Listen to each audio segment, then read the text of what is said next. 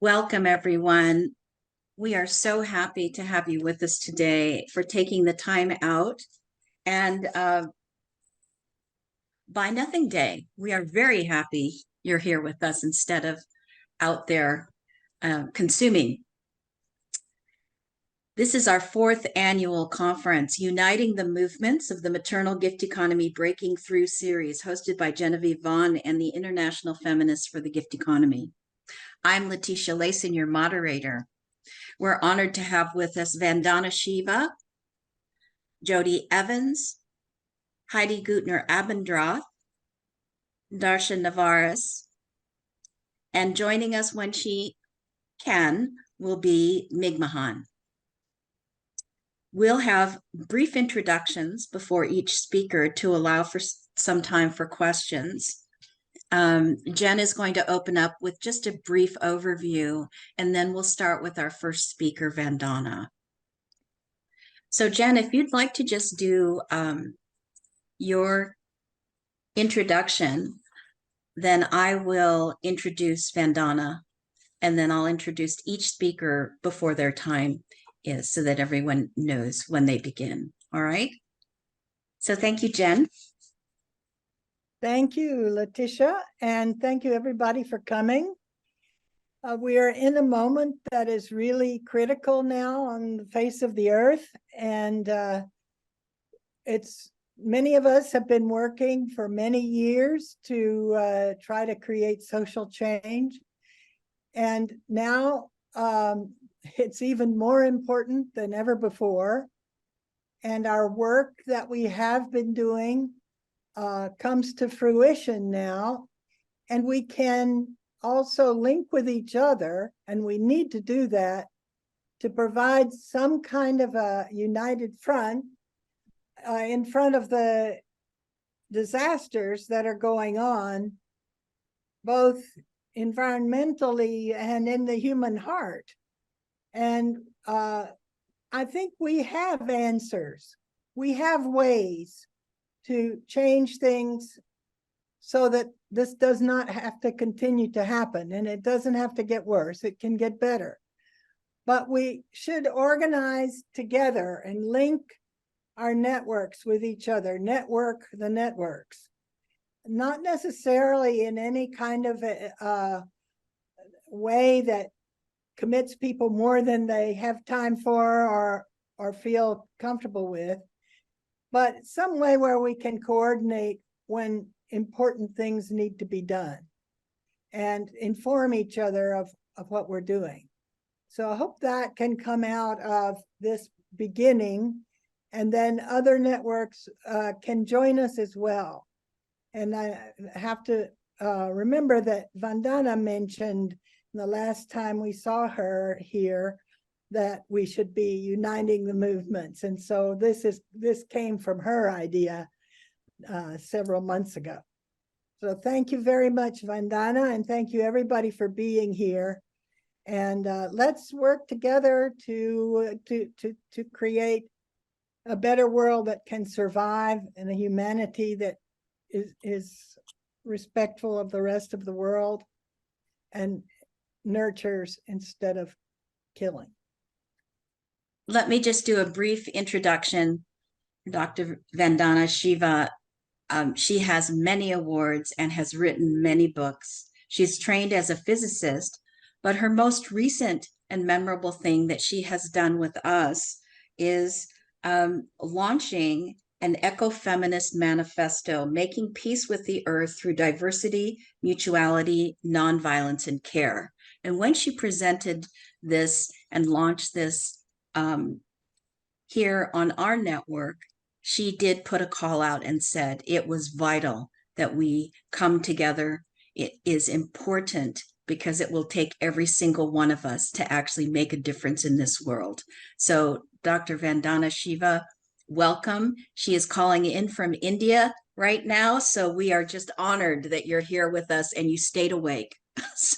So I'm handing the mic. I will not be able to stay awake very long. I'll stay for half an hour more. Yeah, I'll speak a bit and then I'll stay for a bit. But it is late and I have had a very long day, working at the farm. So if you will all excuse me, it's going to be 11 very soon for me, 11 p.m. at night.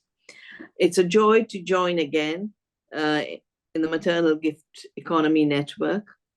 And as Letecia mentioned, the movement Diverse Women for Diversity that grew out of protecting biodiversity and resisting globalization. When we can, we get together. And this March, we got together from across the world, many, many members of the gift economy, and collectively drafted the Ecofeminist Manifesto on making peace with the earth. Making peace with the earth also means that we recognize that the dominant system is not just at war with the earth, but is in perpetual war, and at every level. And that is what lubricates it all the time. What is common between my time as a physicist, when I did a PhD on non-locality in quantum theory and on non-separation, and the work in ecofeminism, and the work for peace, including peace with the earth, is that no matter where we see the problems, we see the problems arising, not just from an illusion of separation, but an illusion of separation that is also hierarchical. The word apartheid is the Afrikaans word that even led to the apartheid regime, which means separateness. But it's separateness with tilt, that the whites are superior to the blacks and therefore have a right to rule over them after taking their resources and their land. And this apartheid, the idea of apartheid, gets stretched into our relationship with the earth. I've called it ecological apartheid, that the illusion is created that we are separate from the earth and we are superior to other beings in our earth family. And the rest of the earth is just there for exploitation as raw material. So many changes had to be made to make this the received view of our times. I did a book last year in Italy. It's called From Greed to Care. And so many of the ideas that are shared in the Maternal Gift Economy Network are ideas that are shared in a deep ecology movement. And so much of what I've learned in protecting biodiversity, in working in ecological agriculture, in dealing with the violence of industrial farming, which I see as an extension of war. If you look at its origins, where did the chemicals come from? It is the war.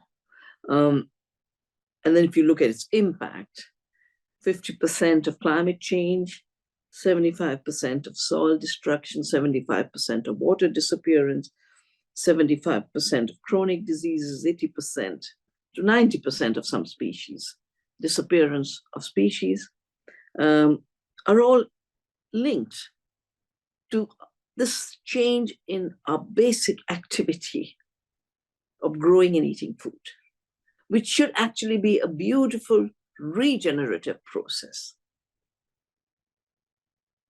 But it has been reduced to war. War against the earth, war against our bodies, war against our cultures, war against our health.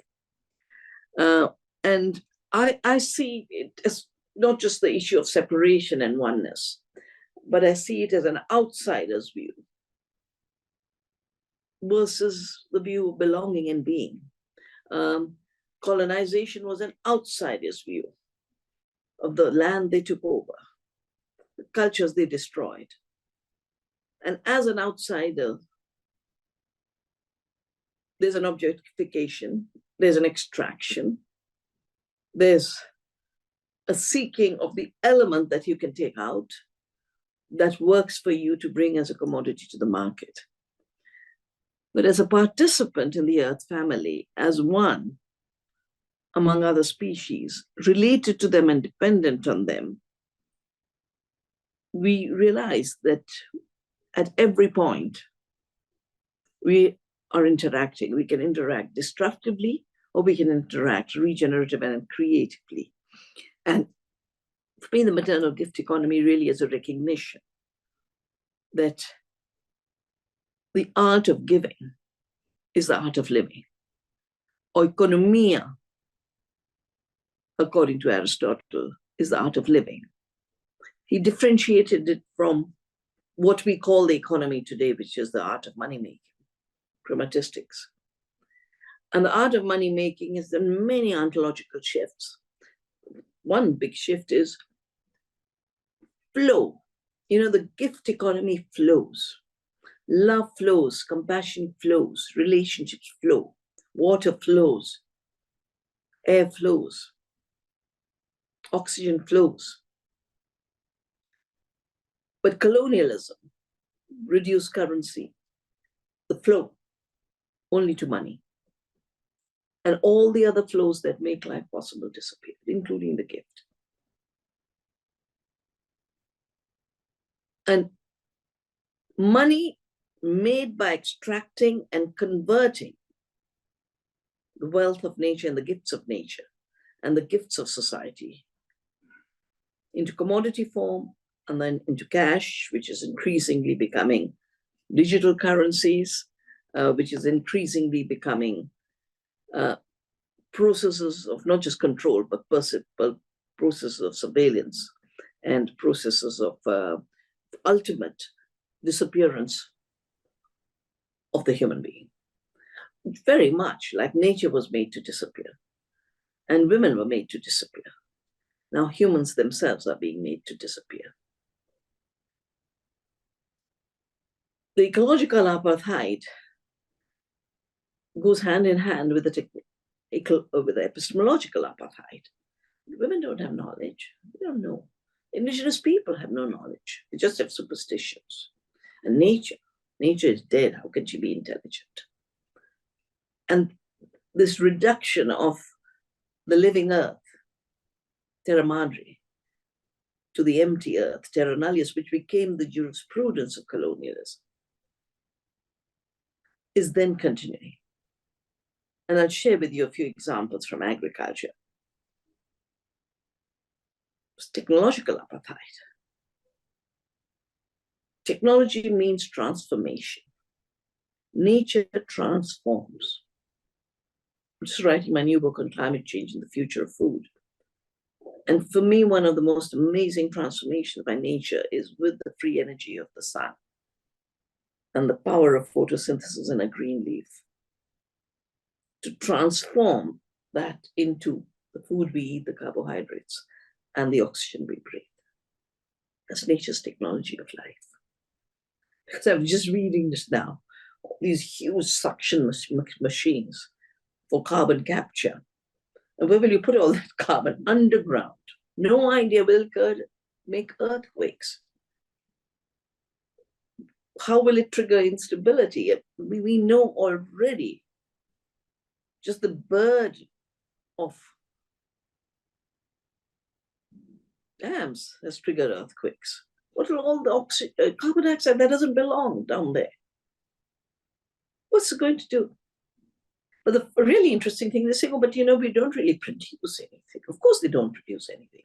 Saying all we produce is financial assets.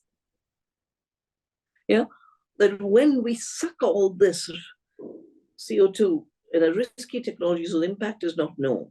When there is a sophisticated nature's technology, whose impact we live with. They're saying what we get out of it is the financial assets which we can trade against pollution, carbon credits, carbon offsets. And so it's illusion on illusion on illusion, more and more removed from life, more and more removed from the gift.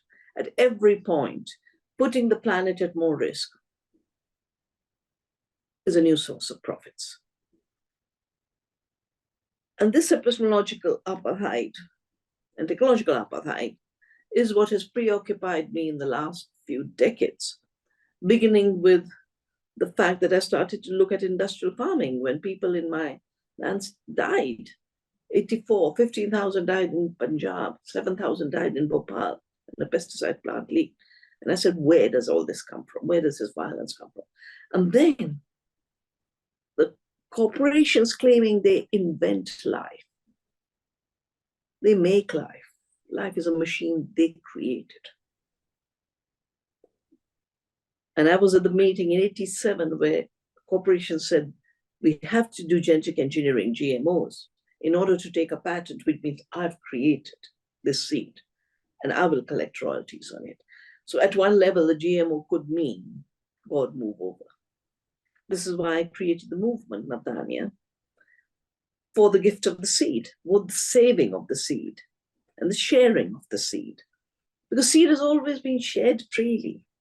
So the word Navdanya means 9 seeds, stands for diversity, but it also means the new gift of the commons and of sharing in a period of intellectual property monopoly and extraction from life, extraction from farmers. We've lost 400,000 farmers to suicide since all of this globalization of breed began. And the majority are in areas where the GMO cotton has been spread, and I've written a lot about it. But food is now the new terrain. We know that 50% of the greenhouse gases come from an industrial food system that's also making us sick. But there's a new dualism being created. Rather than saying we adopted the wrong paradigm about a relationship with the earth, and on that based a very destructive paradigm on how to grow our food. Instead of revisiting that, we're creating a new duality. I mean, again and again, we hear you can either have food or climate. What nonsense is this? What kind of thinking is that?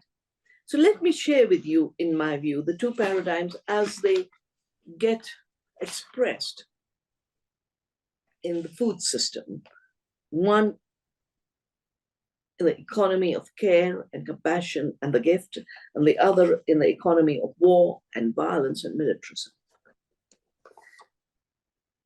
In the economy of the gift and the economy of participation and the economy of oneness, we are part of nature, we are not separate, and we're definitely not superior to other beings. Nature, her soil, her plants are all living, they're not dead. And all living beings are sentient, self-organized, and interconnected. Symbiosis, living together, is the way living systems organize themselves. And we've dwelt a lot on this in our manifesto. It's not competition, but symbiosis, giving to each other. Symbiosis is the gift giving. I mean, let me just share with you. So when you give organic matter to the soil and do organic farming,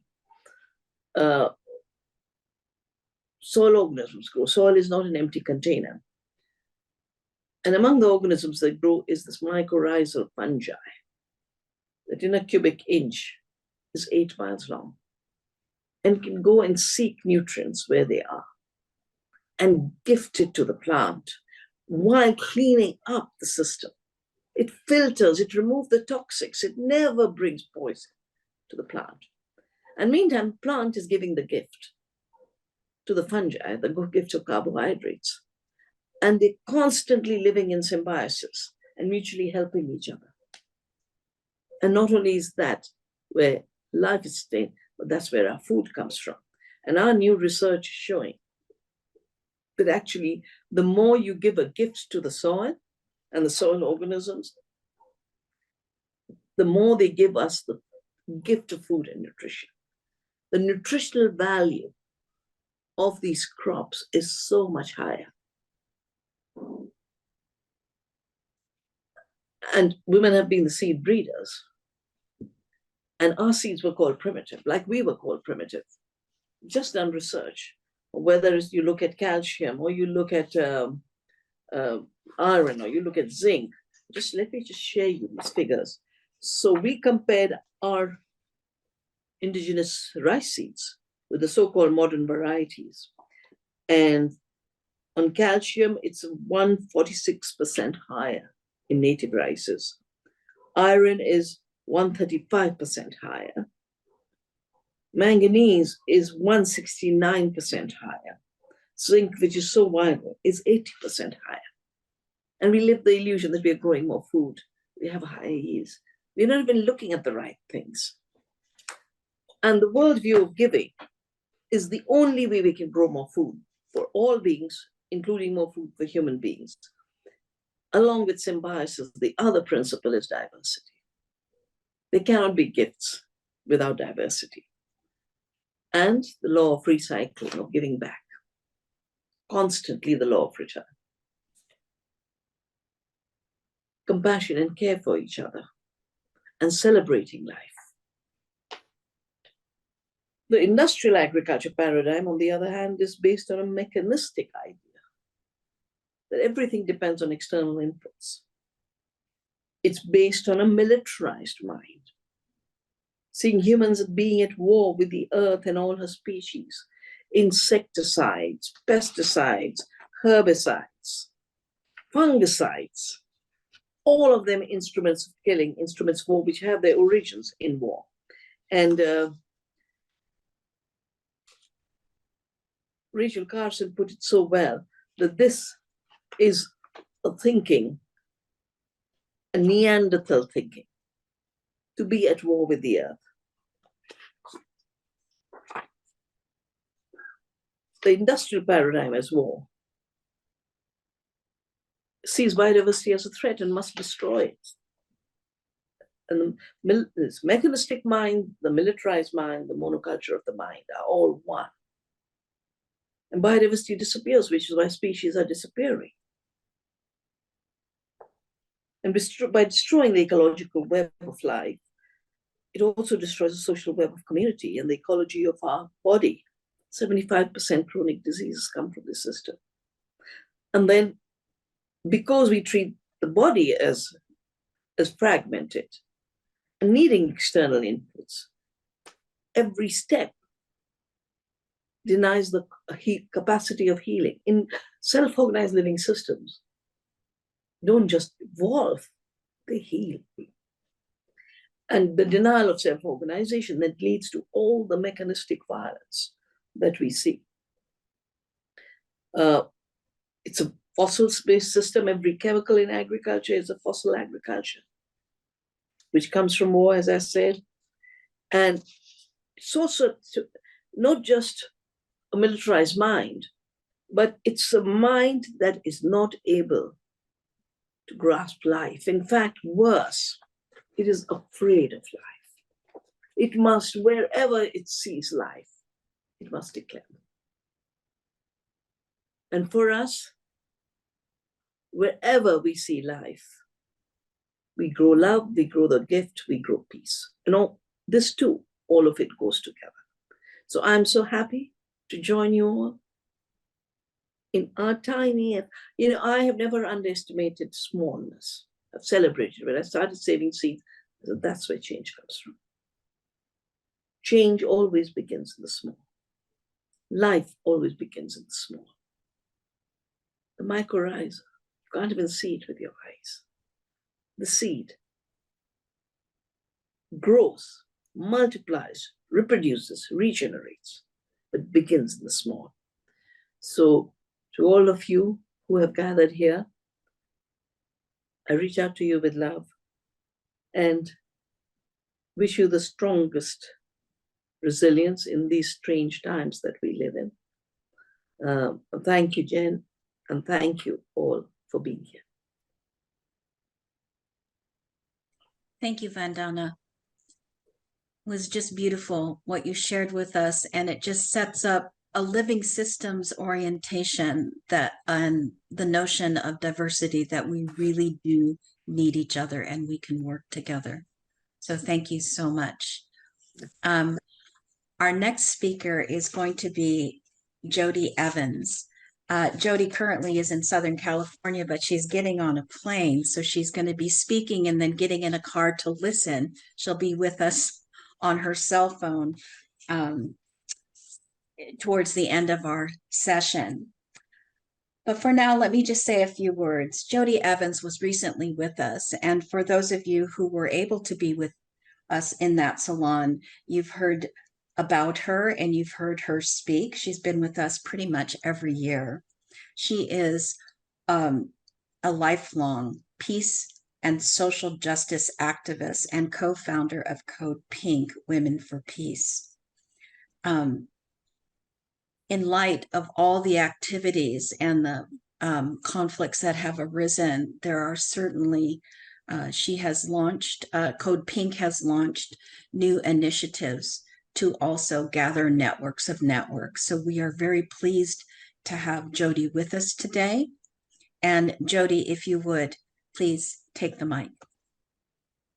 Thank you very much. Hello, everyone. Genevieve and Diane and Letecia, thank you for inviting me again to join with you. I even though this community is spread across the world, it's one of the nurturing roots that I turn to. And Vandana, thank you for your decades and decades of leadership for the planet and the people and life. Yes, life. So I'm coming from the USA, where we're a day past the Thanksgiving holiday, a complex day that heightens the genocide of the indigenous communities of the Americas for some of us. And this year falls as another genocide is unfolding across the ocean in Palestine. But here in the United States, they have their blood on their hands here too. It's also a day of gratitude. It's a day of family, of cooking, of nourishing, of mothering the community with care. It's home sweet home. So I see it as the best of the matriarchy and the worst of the patriarchy, all woven into one day that is grounded in the gratitude of earth and its abundance and the nourishment of life. So just feeling the complexity, to follow up on Vandana's, this complexity that we live in. And also just yesterday, I spent in a lot of gratitude. And, from childhood, we're taught that gratitude is good and noble. Yet we have such a difficult time as a species with gratitude. And I think, Vandana, what you're saying about life is like when you're in relationship with life, you're in gratitude. You can't help it. It's that sense of recognizing that we live in grace, that our lives are grace. And even a glancing recognition of that truth floods us with gratitude. It becomes the nourishment of our day. So on this day after gratitude, please allow me to recognize the grace that each of you bring to the world. Gratitude for me is grace, and you are that. And I feel like I needed to start with grace as these times are dark. And as Vandana said, we live in relationship with war. And so when, light sometimes is hard right now. And sometimes with this daily experience of heartbreak and terror. So in gratitude for the grace that you each are in this world. So Code Pink is a feminist, anti-imperialist, anti-capitalist organization. We call capitalism the war economy, the extractive, destructive, and oppressive economy that is killing you, your community, and the planet. And we're committed to peace and cultivating a peace economy and moving the funds that are directed to war instead to the life-giving needs of our communities and our planets. But core to our work is unpacking the lies. As truth is the first casualty of war, it is where we at Code Pink see the smoke and try to stop it before it becomes a raging fire. And I can say that, speaking to the desire and of movements coming together and having an influence, Jen brought up and that Vandana has been, pushing us towards, I want to say that we are witnessing all the work of decades coming together in this moment. And there is a movement in process. And what it took to come to this moment and be as effective as is being. So, it's a profound moment in history where the curtains are literally pulled open. We are forced, because, I always think the goddess is in her work. It's like, well, I'm going to, push you a little and push you a little. And then, like when you're not listening, I have to do extreme things. And here we are, the curtains pulled back to witness the depravity and brutality and barbarism of war and those with too much power and absolutely no responsibility to the people or to life. Yes, what is happening in Palestine is extreme, but yet not so far from the reality that we've been part of across the Middle East for the last 20 years. The war on terror, the US war on terror, I want to make sure we know where the hegemonic brutality bursts, cost 20 trillion US taxpayer dollars. And in the 20 years it raged, Brown University Cost of War Project says it took the lives of 6 million people. So as we're looking at Gaza and our hearts are breaking, think about the fact that the war on terror took 6 million innocent lives in 20 years. So we're looking at 15,000 deaths in less than 2 months, 6,000 of them children, the unthinkable number. But in Iraq, Afghanistan, Yemen, Syria, Libya, etc., it was 25,000 a month. Now, neither of these numbers, the one from Gaza or the one from the war on terror, speak to the physically and emotionally wounded that live out their lives in a partial hell. So the planet has been slowly acculturated to violence and war. As Vandana Shiva said, it is war that we are up against. And, she works with the earth, but recognizes that war of the war economy of capitalism on the earth, on life. So I just want to speak also to this acculturation of our beings, of our minds, of our hearts, the weaponizing of our hearts and minds by those in power.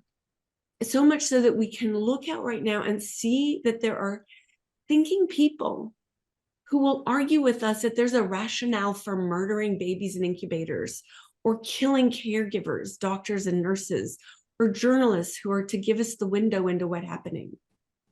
We live in a war economy culture, and it is real, and it is destructive, and it is soul and spirit crushing.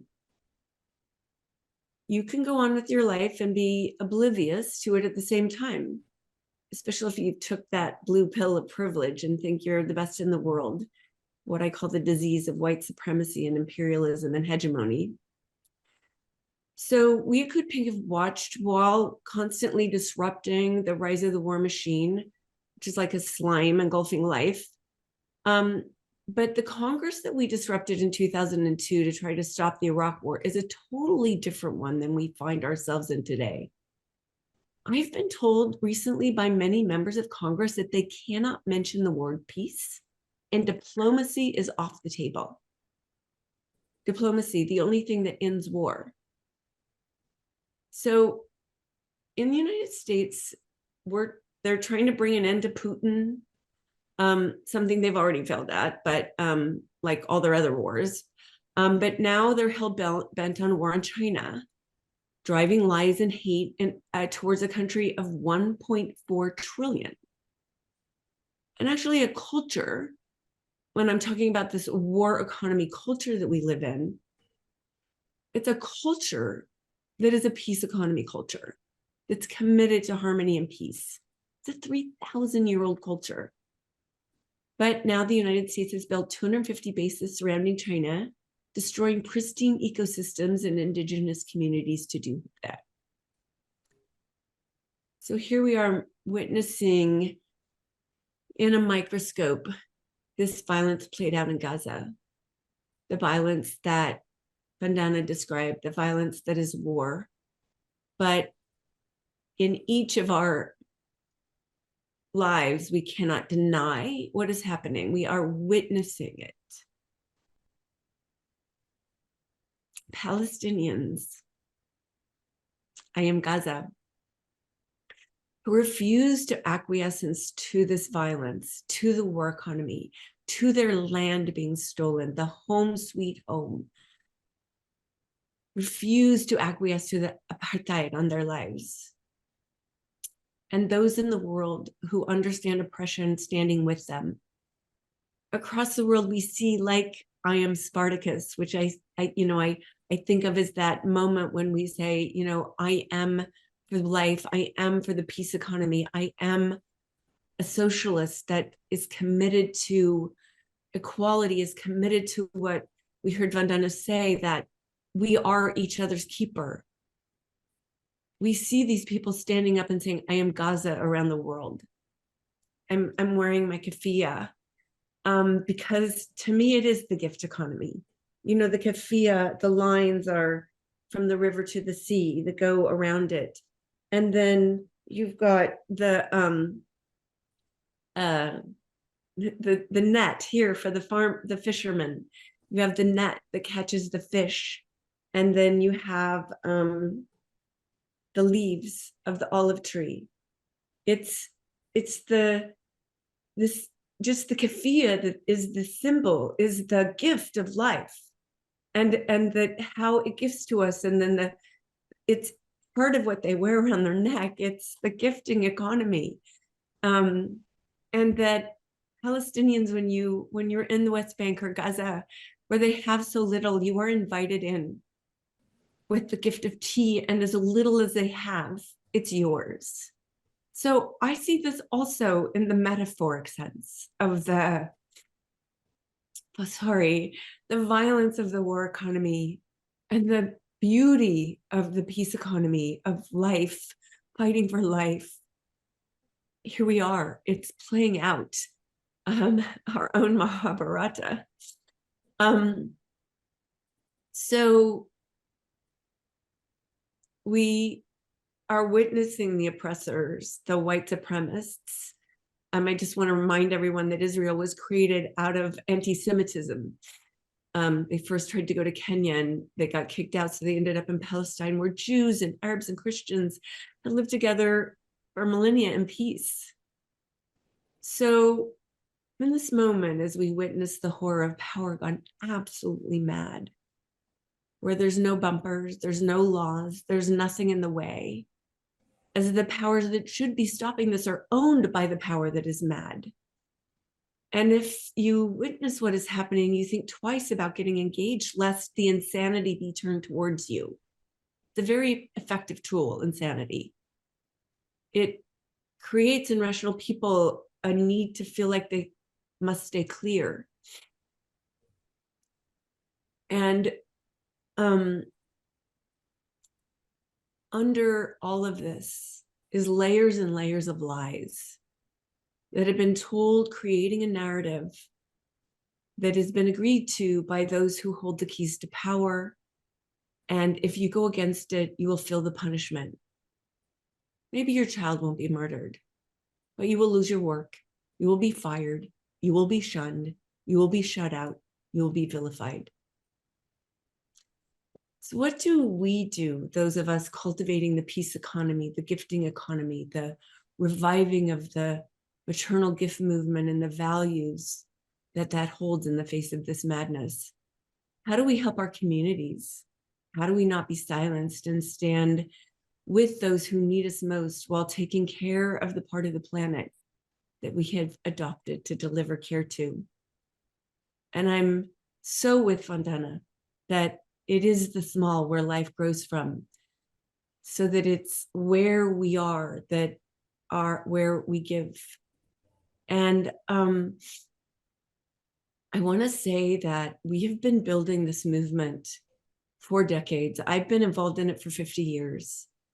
Code Pink took 1,000 people to Gaza after the 2008 attack by Israel.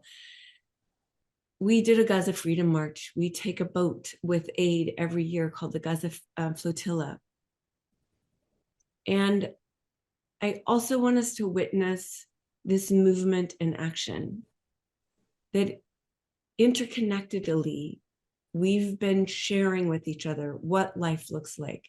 We've been building together a movement. We've been learning from each other. I'd say we've been learning from the Palestinians, and we've been sharing that knowledge. We've been sharing their stories. We have a project. We are not numbers. We are stories. And so that we are witnessing also that movement. And it's like Vandana said, it's the arising microbial, the thing that you can't see. It arises like mushrooms. And it's not even that we have to speak to each other right now. It's we just create what we have, the tools and capacity to create, and invite people in. And it happens here and there, and the happening of it inspires the next arising. And it's happening globally. And each uprising, each moment the mushroom arises, it's like the spores spread and the courage is awakened, and connection, that retouching into life is happening. And so in the last almost 2 months, we've watched little things that were happening turn into huge things that were happening, turning into something that was happening in New York and Paris and Berlin and Istanbul, happening in the tiniest little places across the planet. The smaller cities are taking it on, and they're creating communities, and they're finding ways to share and to embolden each other. And we're watching, every day another famous person get taken down, but then another one coming to their side. And so I just want us to feel that in the face of a devastation that's unfeelable, that something beautiful is happening. Life is arising, and it's finding each other. And it's finding, what's happening now is it's finding itself locally, and it's finding each other in the farms. And it's, those that were cultivating the peace economy and growing the food for each other and creating those capacities to be in life in the face of all the, as Vandana says, the war that is on us each day. They find new ways, and they're all kind of amazing. I'm inspired by each, because it's not happening we're not talking to each other right now. We're not teaching each other right now. We're being inspired by each other right now. And, one thing we did was we created a giant march in DC. And I want to say we had no idea who would show up, but 300,000 people showed up. And then they went home, and they're creating these things in their communities, and they're happening. Yesterday at the Macy Day parade that happens on Thanksgiving, there were tons of little mushrooms popping up. There was the indigenous float from Massachusetts with a member wearing a keffiyeh and a sign for Palestine. There were the writers that took over the whole parade and spread themselves out with a sign that said genocide then and genocide now. It's happening. Life is happening. So in this transformative moment in history, first, let's know that we are in it. First, let's know that the fabric has been ripped open, and it is ours to blast through. It is ours to take all that we have done with our lives and make whatever it is, whatever container you can invite anyone into, with what fabric you have woven, like the keffiyeh. But right now, communities need to be invited into life, whatever yours is, wherever you are. Those that have been sucked into the war machine need to be invited out into what life feels like and looks like. So, we've been in this question for decades and witnessing the world and seeing this daily. But, we've created a peace economy projects, and our members have done it around the country, where we divest ourselves from the war economy thinking that we're separate, instead of together, that out of being transactional into being relational, out of quantity into quality. So as we watch the war economy on a suicide mission, can we all be building the arcs that get us through this flood that has been built by too much violence and too much degradation? But that right now, those arcs are important, the ones that you've built for your community. They're what we need to weather this storm. The peace economy is here, and we've built it, and that giving, sharing, caring, thriving, resilient, regenerative economy that I could think we call home sweet home. Kind of like what Vandana said, we've forgotten to nurture the home, our homes, our communities that are our homes, and the earth that is our home. So now we need these opportunities for caring and creating spaces of courage, that life is what we're here for, and making them beautiful. And I was going to show Medea standing at a rally and being peace while being attacked with the most horrific threats of violence. And,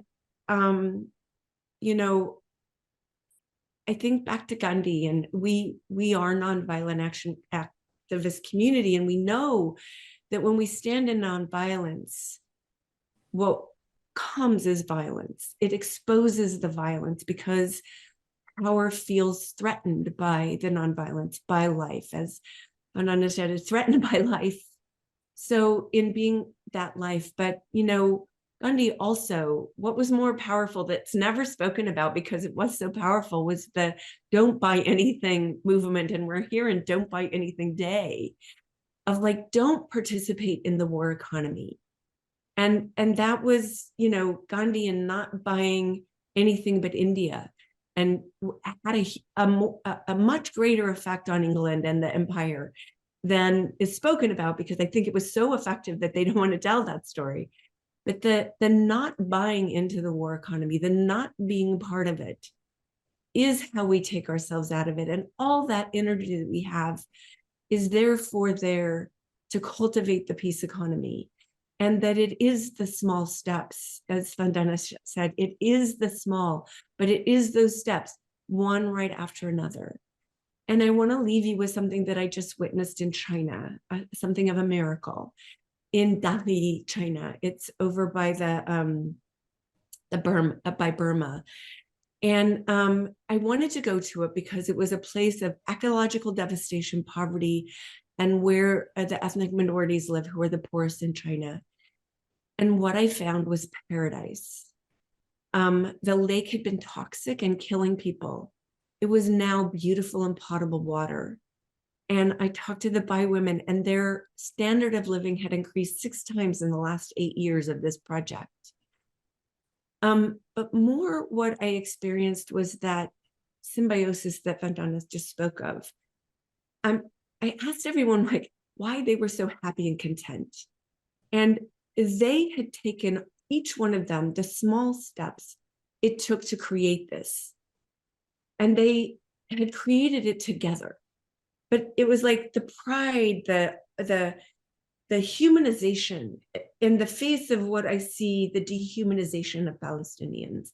What was here was the full humanization of not individualism, but community that had created together something so beautiful that was theirs, not in the individualist sense, but the collective sense. And in that place, I felt a liberation I had never experienced that made me cry. And I realized because with everyone there, I was just another human on the planet, bringing beauty and caring for life.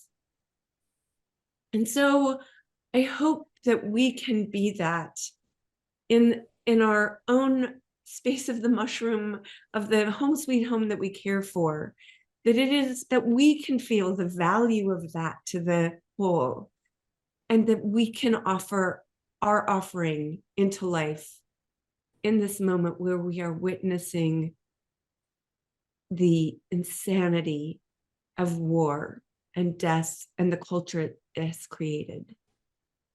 And I just want to end in the same way Vandana did, is that it is in the small and where life begins, and that each of us has our hands on that. And we are grace. And that is our offering into this darkness. And we have lots of tools that Code Pink that I'll put in the chat for you to access if you need support and help. Because in the process out of the war economy into the peace economy, there is grief and there is the need for care. Deep love and gratitude. Thank you. Thank you so much, Jodie. That was beautiful. A full circle of actually bringing us into the truth, which I think is very difficult to hold. It's easier to hold when we're together in the truth, no matter how difficult it is, and how important it is to recognize, to take that tiny step, but we do it collectively together and the whole community shifts. So even though it feels like we're alone in actually making a tiny step, if everyone takes their tiny step, we're better. We're in a new creative space of something different, something more beautiful, and stepping into the future together that we co-created. So thank you so much for all of that. I really appreciate that. And for also offering to put the resources into the chat, which we do need. And I noticed that Vandana stayed. If you watch the video later, you'll see that she was enwrapped in your presentation. So she stayed for you, and that was beautiful to see. Okay. Our next speaker is going to be Heide Goettner-Abendroth. And Heide is coming to us from Germany today. She has earned her PhD in philosophy of science, but she's most famous for her foundational work on modern matriarchal studies. She's a good friend of the Maternal Gift Economy Network. She's a good friend of all of us. And I think her most recent work brings some understanding to how we got to where we are. We, earlier this year, did a book launch for her Matriarchal Studies of the Past and the Rise of Patriarchy, which we find ourselves into. And both Vandana and Jodie are reminding us that we need to not lose hope and not lose faith, but to continue to be in the grace together. So Heide, welcome, and thank you for joining us today. Thank you, Genevieve and Letecia and all of you, that I can speak here in this conference, which honors me a lot. I like to bring my thoughts into this discussion. I think to bring together the movements of today, the common interest of which is the departure from patriarchy and capitalism, is a big goal.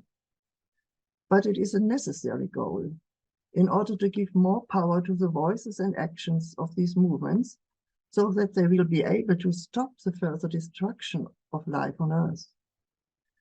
This is, by different ways and methods, the aim of all of them. However, as I see it, the aims are partial and refer to different parts or levels of society, which possibly makes it sometimes difficult for them to collaborate. Also, this collaboration is urgently needed today. Here I would like to bring some thoughts into the discussion from the perspective of modern matriarchal studies, from which a matriarchal movement has arisen that promotes a new model of life beyond patriarchy. This model has been obtained by my lifelong research on the still existing indigenous societies of this kind, from which I was happy to learn, from whom I was happy to learn, and by my research into matriarch societies of the past, which have formed the culture of humanity on every continent. At first, I would like to emphasize that the fact that matriarchies are not just a reversal of patriarchy with women ruling over men, as the usual misinterpretation would have it. Instead, they are a radically different cultural model based on radically different values. Matriarchies are all mother-centered, consensus-based, and egalitarian.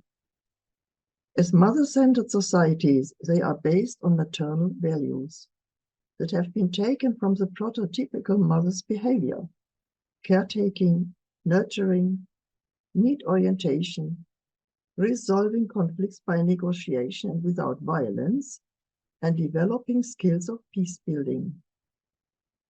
And these values hold for everybody, for mothers and women who are not mothers, for women and men alike. Let me give the typical characteristics of matriarchal societies in the utmost brevity here. I know that some or several of you know about them, but others might not know about them. So let me in short repeat this, because I want that you understand my following thoughts about how to unite movements.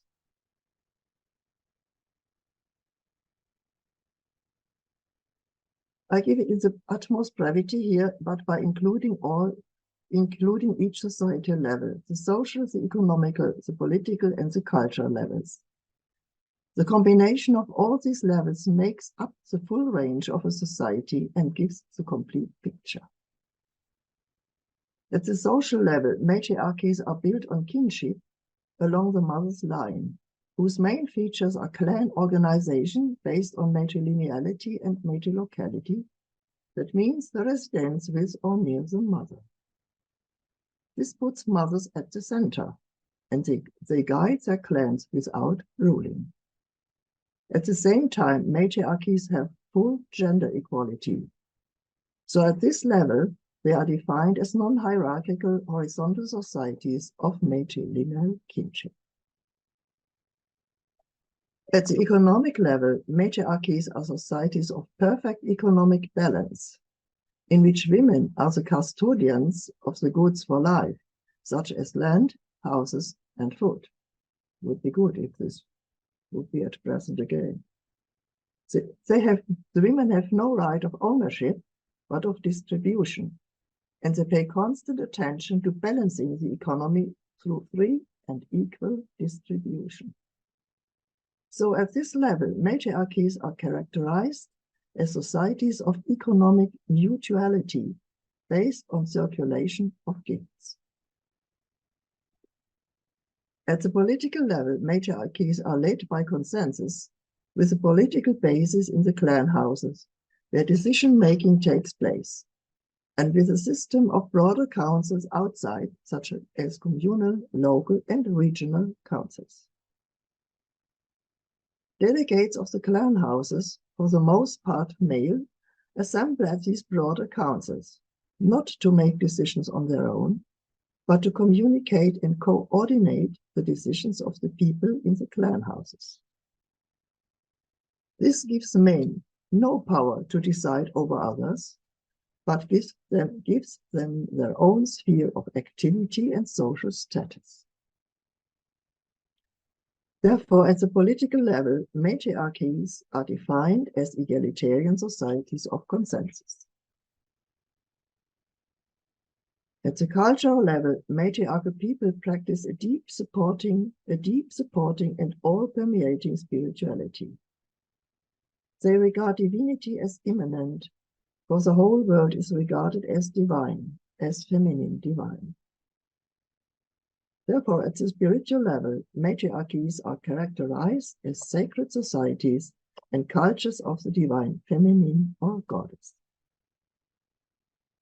This in short, the overall characteristics of matriarch societies, which I could research in the past, and also in the present with still existing matriarchal societies which are still with us today. Now let me come to the topic of this conference. What has this to do with this topic, uniting the movements? Today, many diverse movements are on the way of developing non-patriarchal patterns, which can be seen as a tendency to a new matriarchal future, even if they are not conscious about this background. Through the matriarchal model, it is not difficult to see how they can be combined towards this more comprehensive goal and could possibly collaborate. Let me give some examples of movements which refer to the different levels of society which are, in matriarchies, not separated, but belong together. At the social level, the model of a modern new matriarchy means developing structures that foster various types of affinity or intentional communities, where members regard themselves as siblings by choice. These can be communes, alliances of neighboring communities, common projects and cooperatives and networks, and much more. They arise from a spiritual, intellectual common ground through which a symbolic clan can develop. Many kinds. The matriarchal principle here is that such affinity groups are generally initiated, supported, and led by women. The determining criteria are the needs of women and children, but the groups fully integrate men according to the maternal values. Many kinds of communities already exist, as the communities movement can show us. Affinity communities of different kinds are spreading in Europe and the US and in many other places. Unfortunately, they are usually not led by women, the result of which is that the traditional gender roles are not reflected and overcome. That means men as the givers of ideas and founders are still at the center. To overcome traditional gender roles, the diverse new feminist movements and the matriarchal movement are of the utmost importance in order to dismantle the deeply rooted patriarchal sexism. At the economic level, the perspective of a local and regional subsistence economy arises. For the subsistence perspective means the economic independence of people. Subsistence entities engage in self-sufficient and independent activities in which quality of life takes precedence over quantity. The best size for a subsistence economy is the region, where local gardening and agriculture is carried out, but also regional communication, trade, technology, and arts are fostered. The regionalization of agriculture, trade, arts, and so on, in the hands of women and their families or clans is a matriarchal principle. In the modern context, the many diverse ecological movements are on their way to this goal. They are many and they are everywhere. They include the movements of urban gardening and of transition towns and many others. These movements are complemented by the movement of the maternal gift economy and the many gift-giving circles, as well as by the movement for regional currency, at which the people of a region use their own interest-free currency to get rid of capitalist money and the manipulations of the international bank businesses. At the level of political decision-making, the matriarchal consensus principle is basic for a truly egalitarian society. It can be practiced here and now, immediately and everywhere. It is the inspiring stimulus for creating any matriarchal community.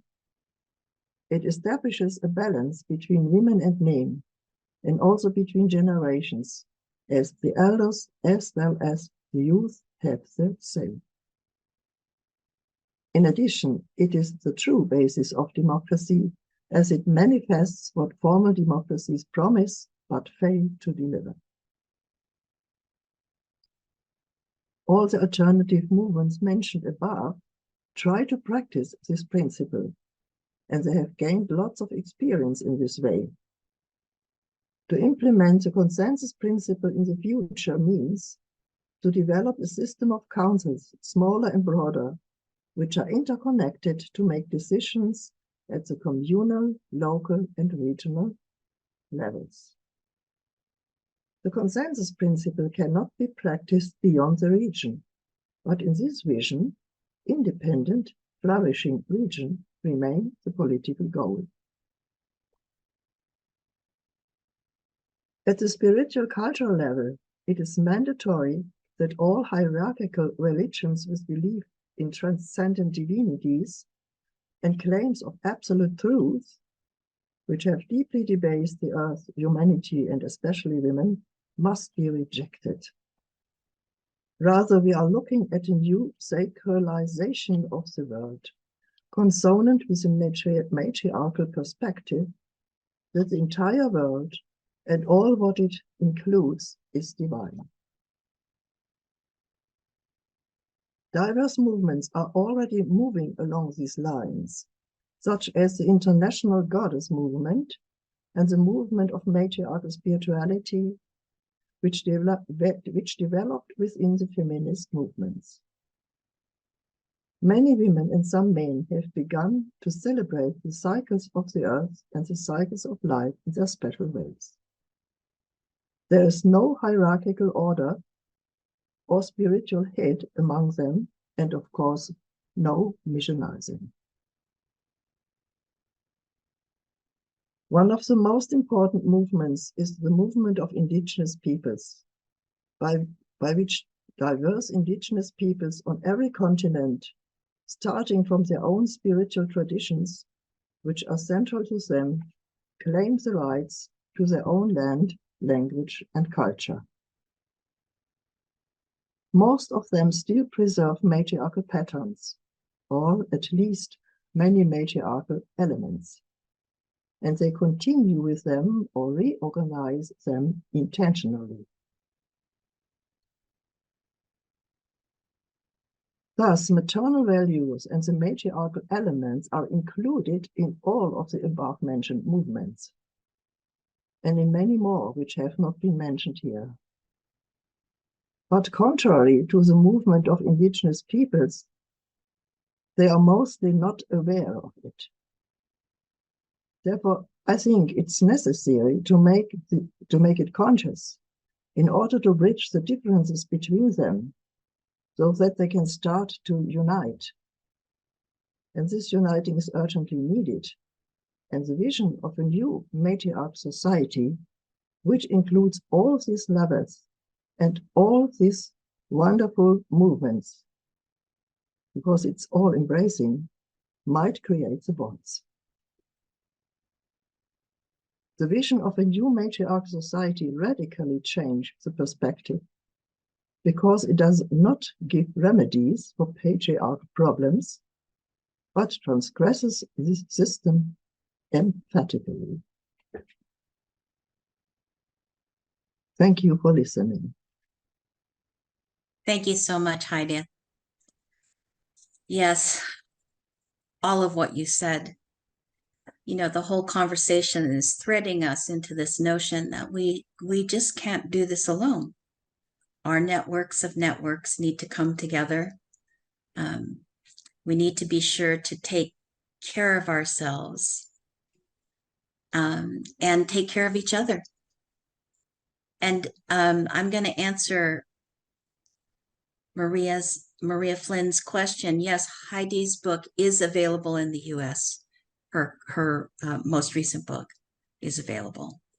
So thank you, Heidi. Always a pleasure.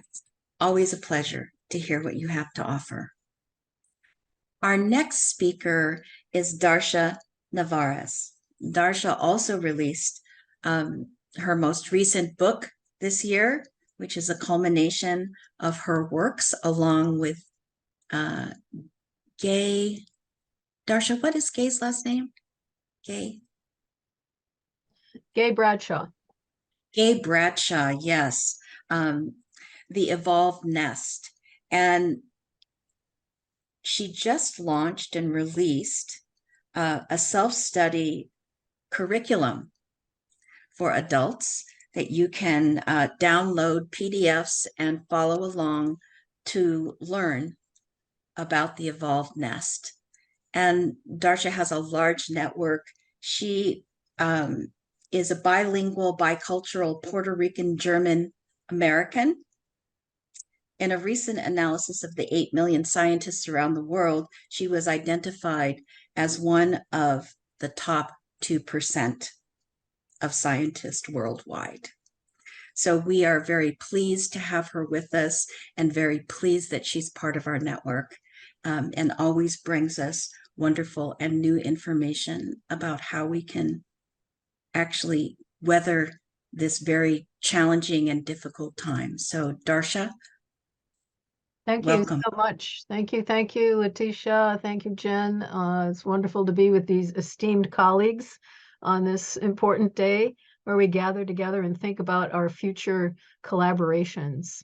So let me just say a few words, and then we're going to watch a film, a short film that I've created, I think that will help us unite our visions. For nearly all of our human species existence, we raised children rooted in a maternal gift economy. As the Evolved Nest explains and provides evidence for, basic needs were met without resistance. Needs not only for nourishment and warmth and safety, but also a positive, welcoming community, affectionate touch and play, mentoring from and interbeing with multiple others, including non-humans, ecological attachment, and partnership with the rest of nature. This is part of our heritage, our ancestral wisdom. Now remember that our species is part of the human genus that's been around for around 2 million years, we estimate. So that wisdom's been part of us forever, except for the last few millennia, and especially accelerating in the last centuries and the last decades, we've eroded the maternal gift economy as expressed in the Evolved Nest. So these are the effects of hierarchical civilization, patriarchy, colonialism, industrialization, and globalization, all eroding the Evolved Nest more and more around the world. Let me just say, I think people need to understand that the lack of the Evolved Nest provision of experiencing that in those first 6 years, such an important time when the brain is building itself and all the social kind of ways of being are being put together by the experiences that young baby and then young child have. Let me just say, it's really important for boys. So the Evolved Nest is really important for boys' development because they're more vulnerable, they have a longer, slower maturational schedule, and they have less built-in resilience. So trauma and lack of nurturance affects them more for their life long, unless there's, lots of healing that happens later. So they need more companionship nurturance, especially in early years, for longer. But in negative patriarchal societies, like most of us live in now, they get less nurturing than girls. And so they end up with underdeveloped social capacities. They have to rely then on these innate survival systems, which are oriented to dominance, because they didn't develop the stuff that was supposed to be developing from the Evolved Nest. They also then can grow to blame women for their feelings of insecurity that they just carry with them forever forward. knowing, I think, deep down that they didn't receive the mothering they needed and evolved to expect. But that's not mother's fault. That's the community, the patriarchy. It's the systems we're in that are squeezing away nurturance. The lack of evolved nest experience in early life is traumatizing, as babies are really like fetuses till about 18 months of age compared to other animals. And so they need the external womb experience in order to grow healthy in all sorts of systems. If they're left alone or left to cry, denied breast milk and suckling and affection from multiple people, or corporally punished, they're going to have trauma. And trauma in those pre-verbal years becomes incorporated into their personality. It's carried forward as easy triggering into panic or fear or rage. And then your whole body system shifts when you're triggered. Your blood flow moves away from being open-hearted or open-minded. You just can't help it. That's what happens with a stress response. And you carry forward this deep insecurity, a lack of self-confidence in yourself and in relationships generally. And so you're looking for something to feel secure with, something outside of feeling, because you don't want to feel those terrible feelings you had when you were a baby, when you were left alone. So you can become an active achiever like us professors, always doing, working, and not feeling and not relating and not emoting, because that's kind of weak and, childish. So we're in our heads, right? Or you can adopt an ideology of some sort, some system of thinking that makes you feel superior, a religion or a gun rights or whatever it is. And that will make you feel more secure. But you're still going to be easily triggered. And when you're triggered, you're going to go into a bracing against life, a morality about dominance, and it's going to be easy. You have a hard time learning. You have a hard time being flexible. So we have a whole world filled with people now, especially in the United States, with unresolved trauma, driving irritability into, just on a daily basis, skirmishes, arguments, and those anxiety-driven efforts to manipulate or control others, and eventually can lead to war and other kinds of conflicts that destroy life of all kinds. So the modern world has forgotten what humans are. We're social mammals with a lengthy maturational schedule with deep needs for nurturance and companionship. The modern world has forgotten what optimal, normal human functioning looks like.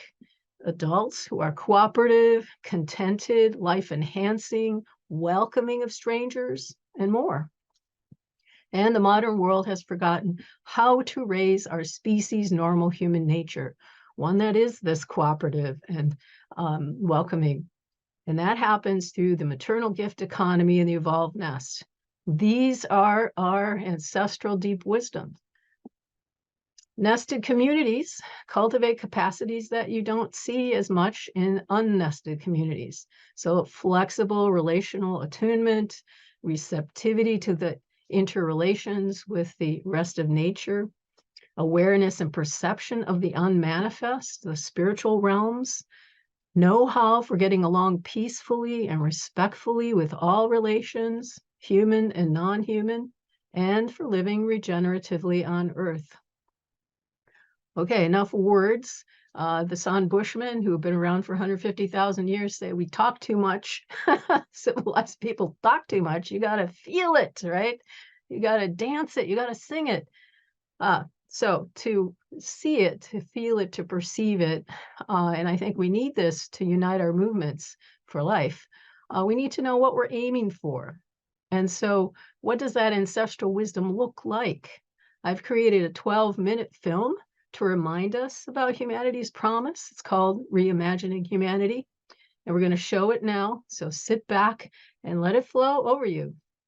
Go on, Diane, then.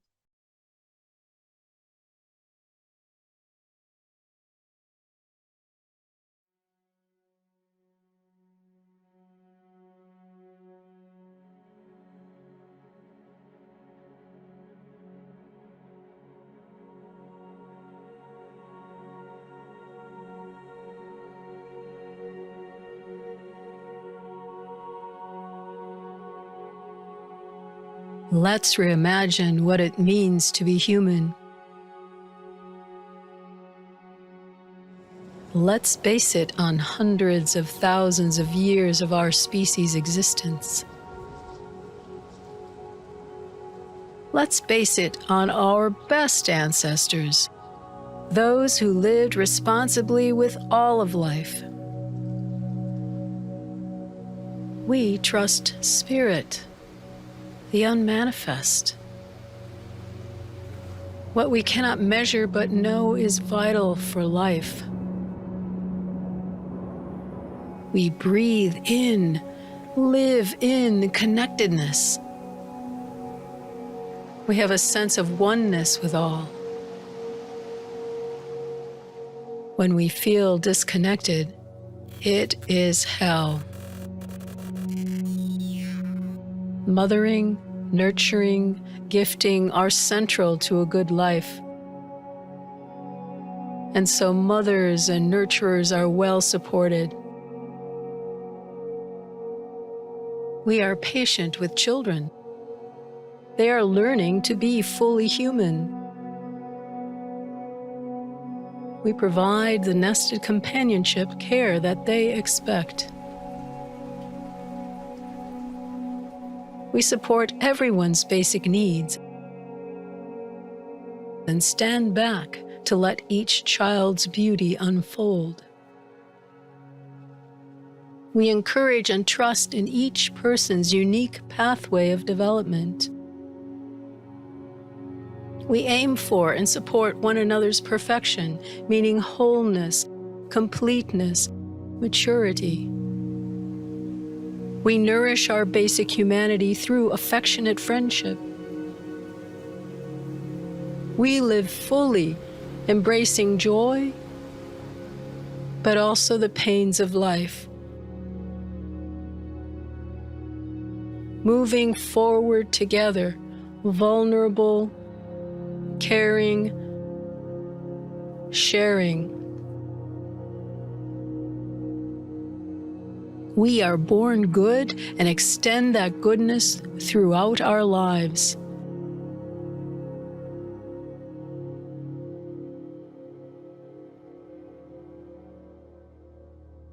We are intoxicated with the universe.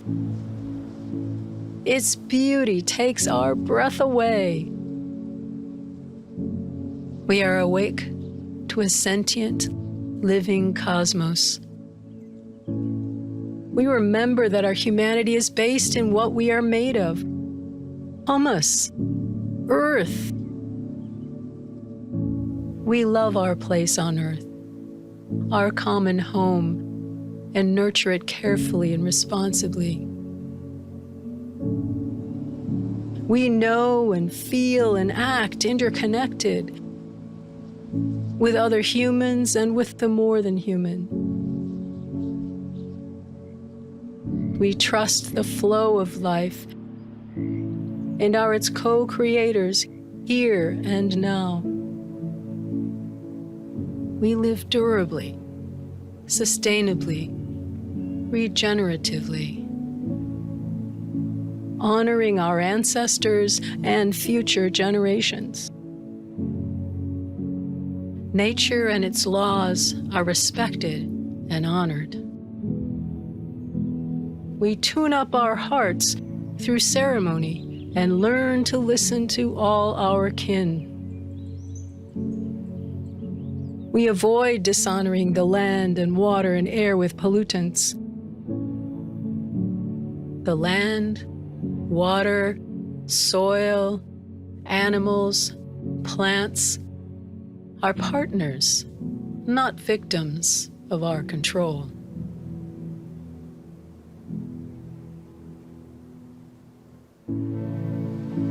We honor our fellow creatures who have their own lives to live. We ask permission of the animals and plants whose lives we need to exist. We give them thanks and do not waste anything we are gifted. We embrace our responsibilities to all our relations.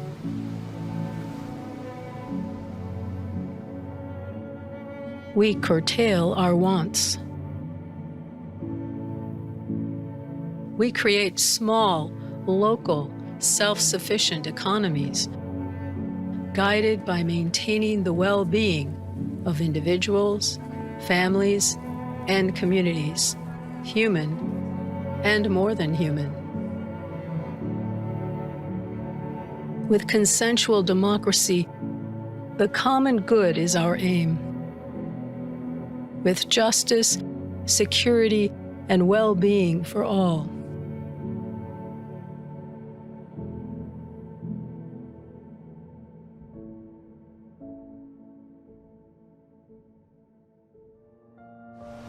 We let go of any fear that constricts us.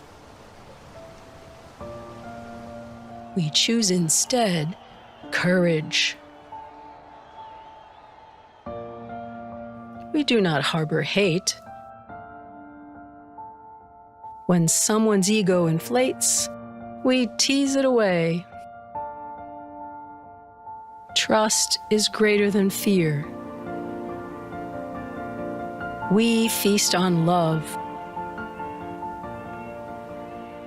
We are flexibly attuned to others, oriented to mutual enhancement, to playful interaction. We see through differences in cultural forms to the deeper values that we all share. Love and belonging, family and friendship, creative work, and social enjoyment. We are honest about the past, dream about honoring the future, but live fully in the present. Our lives are convivial, filled with gratitude and loving kindness, overflowing with laughter. Strengthened by one another's beauty, we touch each other's souls. We nourish one another, meeting each other's needs as fulfillment of our own need to share. We are guided by a sense of common self, rather than by separated ego selves. We build a civilization of joy, together living individualistic, unified at oneness. Our understanding resides outside of words and ideas. We are heart-mind. Our identities are global, cosmic, oneness. Like flying birds, we are one with the air. Like a school of fish, we are one with the water. We breathe together. We flow together. We belong together.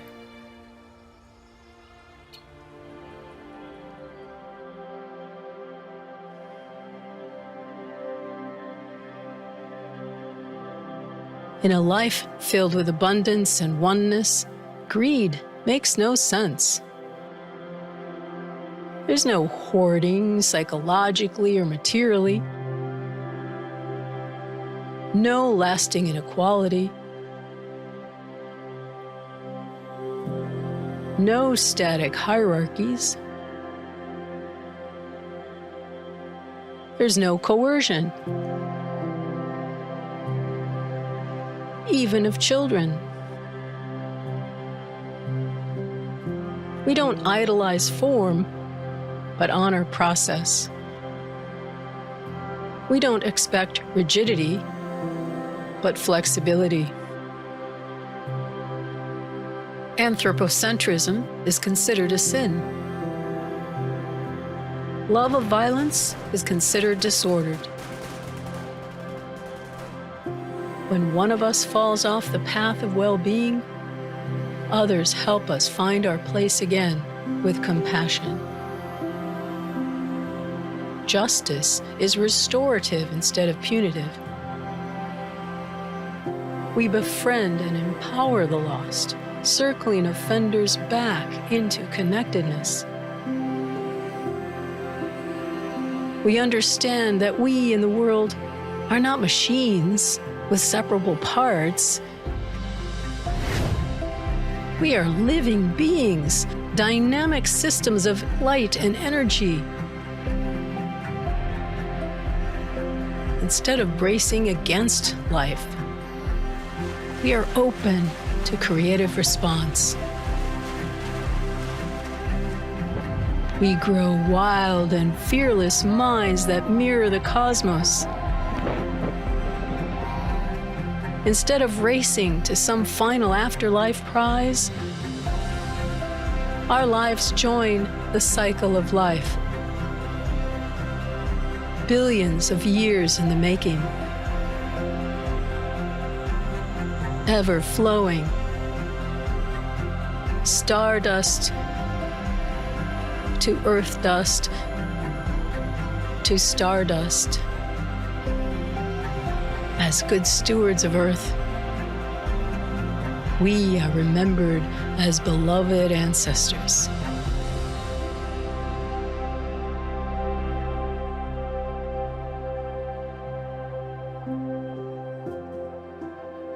For more information, go to reimagininghumanity.org.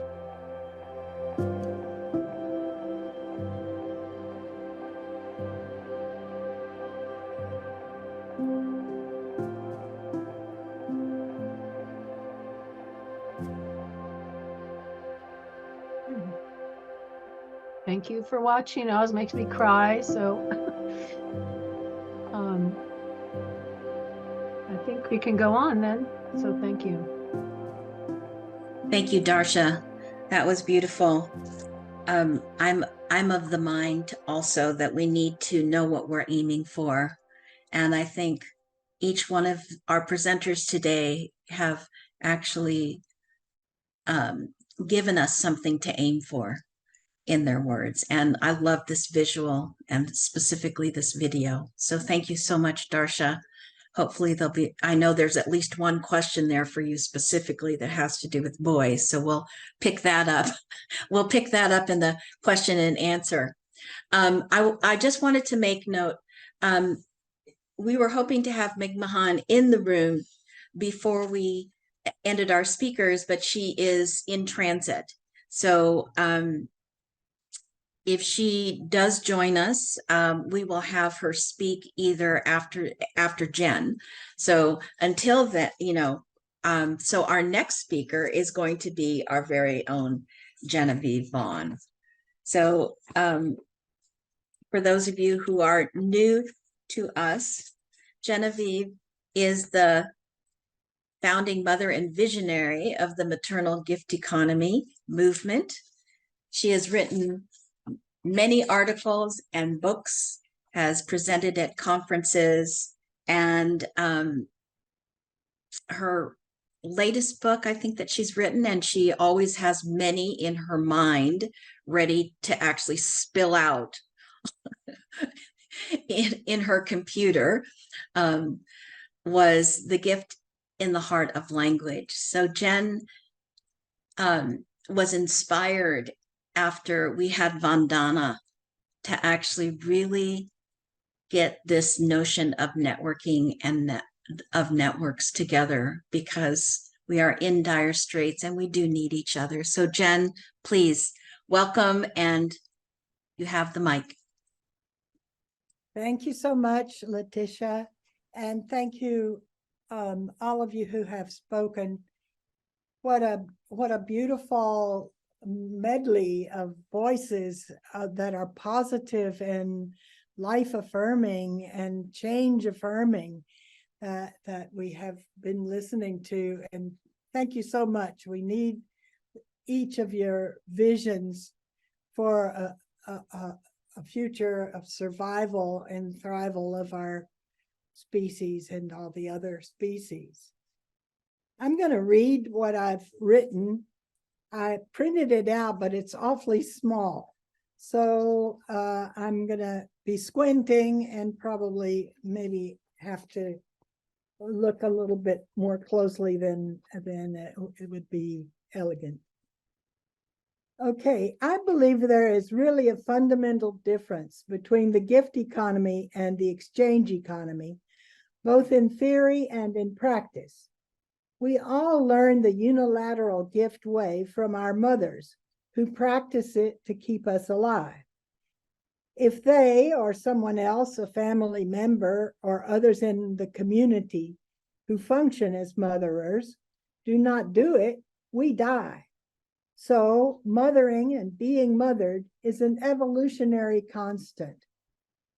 When mothers give birth, they have already been giving unilaterally to their children physiologically for months, and they are physiologically and hormonally cued to being interested in the child's needs and to satisfy them unilaterally. Later, the hormonal basis diminishes, but the capacity for alter-centrism, for centering in on the needs of the other, remains and can be practiced towards other individuals and others in general. This also serves as an important model which is available to be learned by every child and remembered by every adult. It has been available to all throughout prehistory, and I believe has been the source of our most important, supposedly genetically inherited gift, language, and other sign communication. A recent essay by Darcia, Narvaez, Alan Shore, and others tells us the nature of human nature depends upon the ontogenetic niche.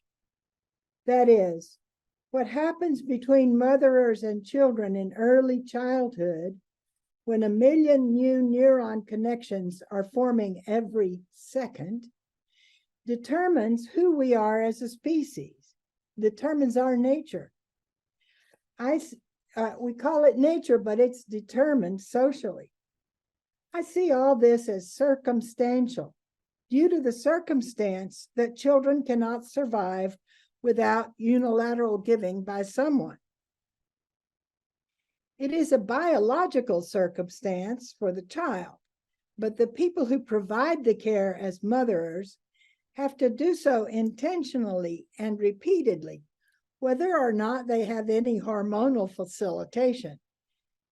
It is also a job, time-consuming work that requires intention, intelligence, and intuition within a social context. And it functions best when the context provides abundant need-satisfying goods, gifts that can be given unilaterally. All of this produces a human nature, a species being, that functions according to the logic of unilateral giving and creative receiving. Receiving is also important because the receiver has to actively receive and use the gift, or it is wasted, loses its gift status. As you know, I propose that the unilateral maternal gift is contradicted and its logic is canceled by the logic of exchange in the market, which surreptitiously takes the gifts of all and turns them into capital. Thus, we have two economies, a maternal gift economy and an economy of patriarchal capitalism that contradicts, cancels, and takes its nurturance from the unrecognized gifting of the many. We also have two modes of thinking that underpin the two economies. One that is largely alter-centric, moving to satisfy others' needs, and the other that is quid pro quo, giving in order to receive, and thus basically egocentric, canceling the other orientation of the gift.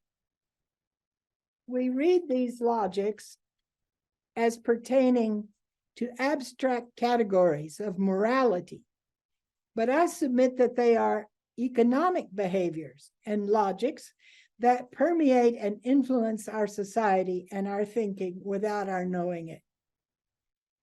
After this brief summary of what I think is going on, I want to jump to our present critical times with a quote from Marxist ecologist Jason Moore.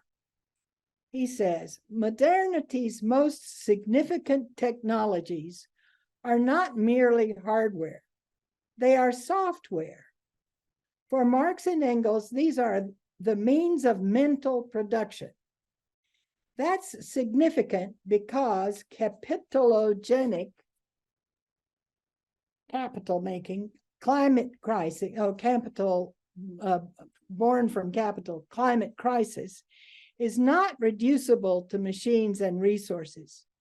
Such reductionism blinds us to the crucial role of capitalism's software, the outputs of capitalism's mode of thought. Patriarchy and market exchange have eliminated the maternal mode of thought, at the same time that they have hidden, dominated, and become parasitic upon a maternal mode of production and distribution by the donation of life. As I have been saying, this maternal mode is made necessary and elicited by the needs of infants who cannot survive on their own. Mothering provides the survival of the unfittest, allowing children to become part of a species of the fittest by unilaterally satisfying their cultural needs as well as their life needs. I believe that gift giving is the deep and widespread alternative to exchange and to the patriarchal capitalism that is built on exchange and which is parasitic on gifting. The point of my approach is first to describe unilateral gifting so that we can all begin to see it as there and liberate it from the place in the background in which it has been kept. Once we understand that giving, receiving is the basis, the original operating system and software of our humanity, we can see how the system of exchange contradicts it and takes the gifts, dominates giving and the gifters, at the same time creating an alternative ideological software that overwrites and blots out the prior one, but cannot eliminate it completely. This allows a different view of the capitalist society we are living in, as well as of capitalism itself and the modes of thought and action that it validates. Mothering is a universal beginning point of the thread of life, the social relational umbilical cord that continues to make us who we are throughout life. From the complete gifting to the needs of the fetus in the womb, to the Mother Earth's daily satisfaction of the needs of the infant and young child, unilateral giving-receiving is the mode of production of life. It continues throughout the lifespan, embedded in the giving and receiving of signs of all kinds and the giving and receiving of words linked together by gift processes of syntax in language. None of this is visible to a patriarchal capitalist academia that over centuries has built its structures of knowledge, explanations, and power on a foundation that does not include the mode of the maternal gift, and even its philosophical questions, like where do we come from and what should we do, deny the obvious fact that we come from our mother's bellies and her nurture. And to get along with each other, we should, and often unconsciously, we do act like her. This is not to deny that many mothers do not succeed in doing mothering well, especially because presently they are often trapped in nuclear families without communities of other motherers who would support them, as happens in indigenous societies all over the world. Mothers in capitalism can only get the gifts to give their children through the market, and they are often plagued by poverty. Mothers in capitalism are driven into a corner with their children, and then they are blamed for being there. There are many ways of discounting the unilateral gift. For example, modern economics does not recognize or rightly name unilateral giving as economic because it does not recognize the importance of needs, but only of wants that are satisfied and satisfiable by capitalist production. Women need to claim the production of life by unilateral giving as economic, as the first and foremost human economy. Doing this adds an important aspect to economic and philosophical analysis because it makes us look at a possible relation between the two economies as being at more or less the same level of importance, though conceptualized differently. In fact, mothering is more widespread and eons older than the capitalist market. Recent feminist scholarship, as in Sarah Heide and Wenda Trevathan, shows mothering and grandmothering at the beginning of human evolution. Even Marx's analysis of commodity exchange can be understood differently if exchange is seen as a variation on unilateral giving that comes before it in every life. That is, giving that comes before exchange. Exchange, giving in order to receive, is a variation that logically contradicts unilateral giving to satisfy needs. That is, it is not primary, not the original mode of being human. We don't have to do it to fulfill our human potential. Putting the idea of gifting back into economic discourse, we can see profit as a gift made of workers' surplus labor, women's free reproductive work, and so-called nature services.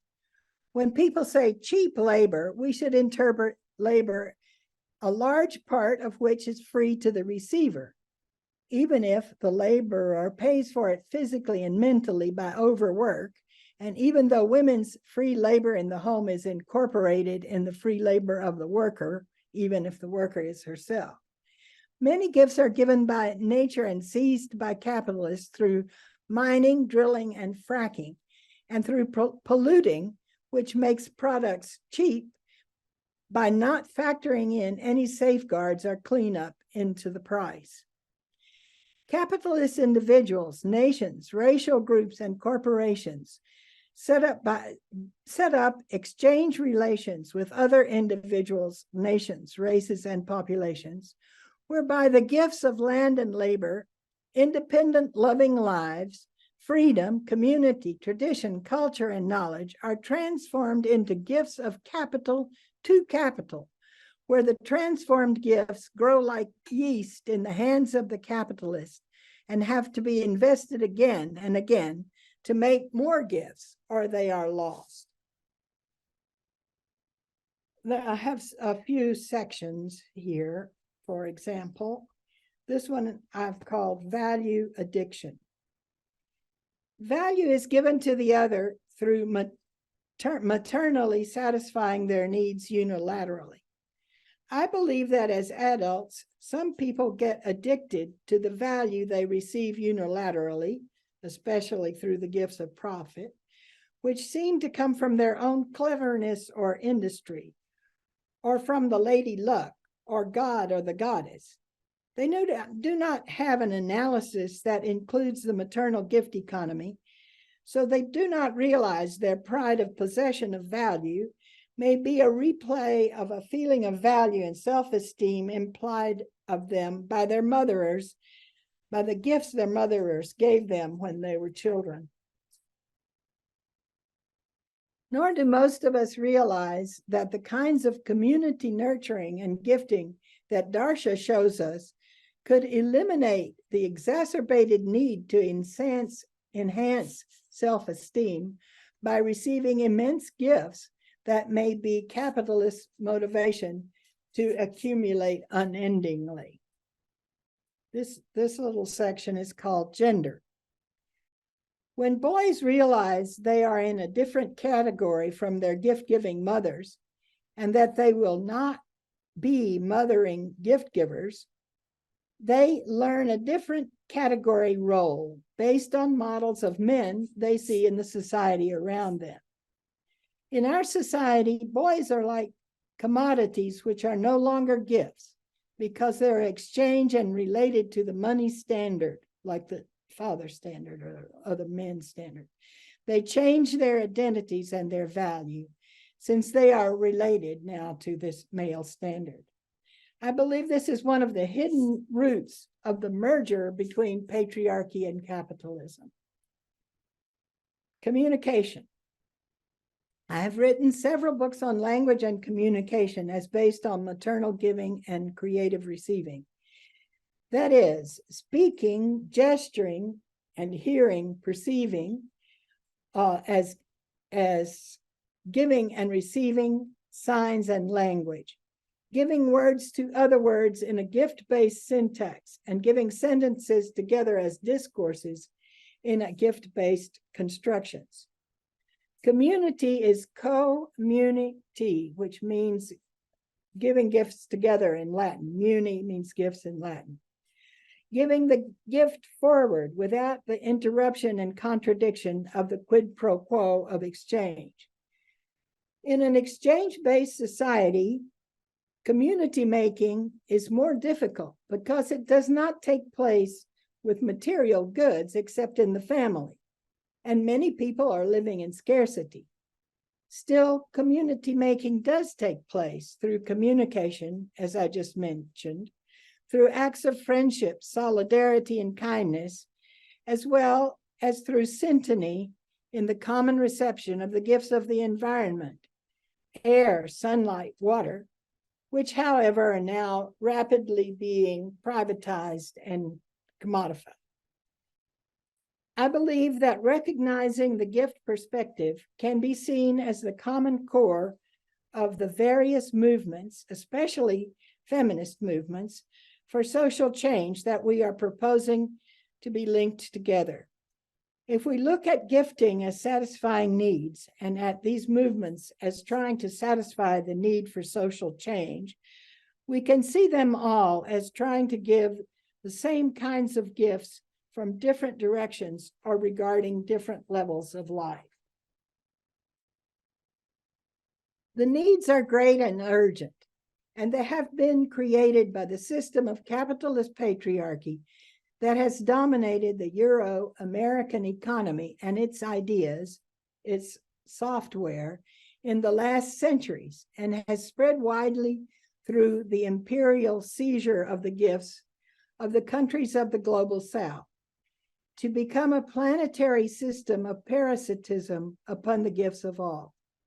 This has been aided by the military, industrial, academic, and media complex, where practice and theory dovetail and work together, cooperate, giving to each other at another alienated level, to create the survival of the few and the extermination of the many, whether through environmental collapse, the genocide of peoples, of nations, of environmental and economic refugees, the subjugation of races and classes, and of women and children.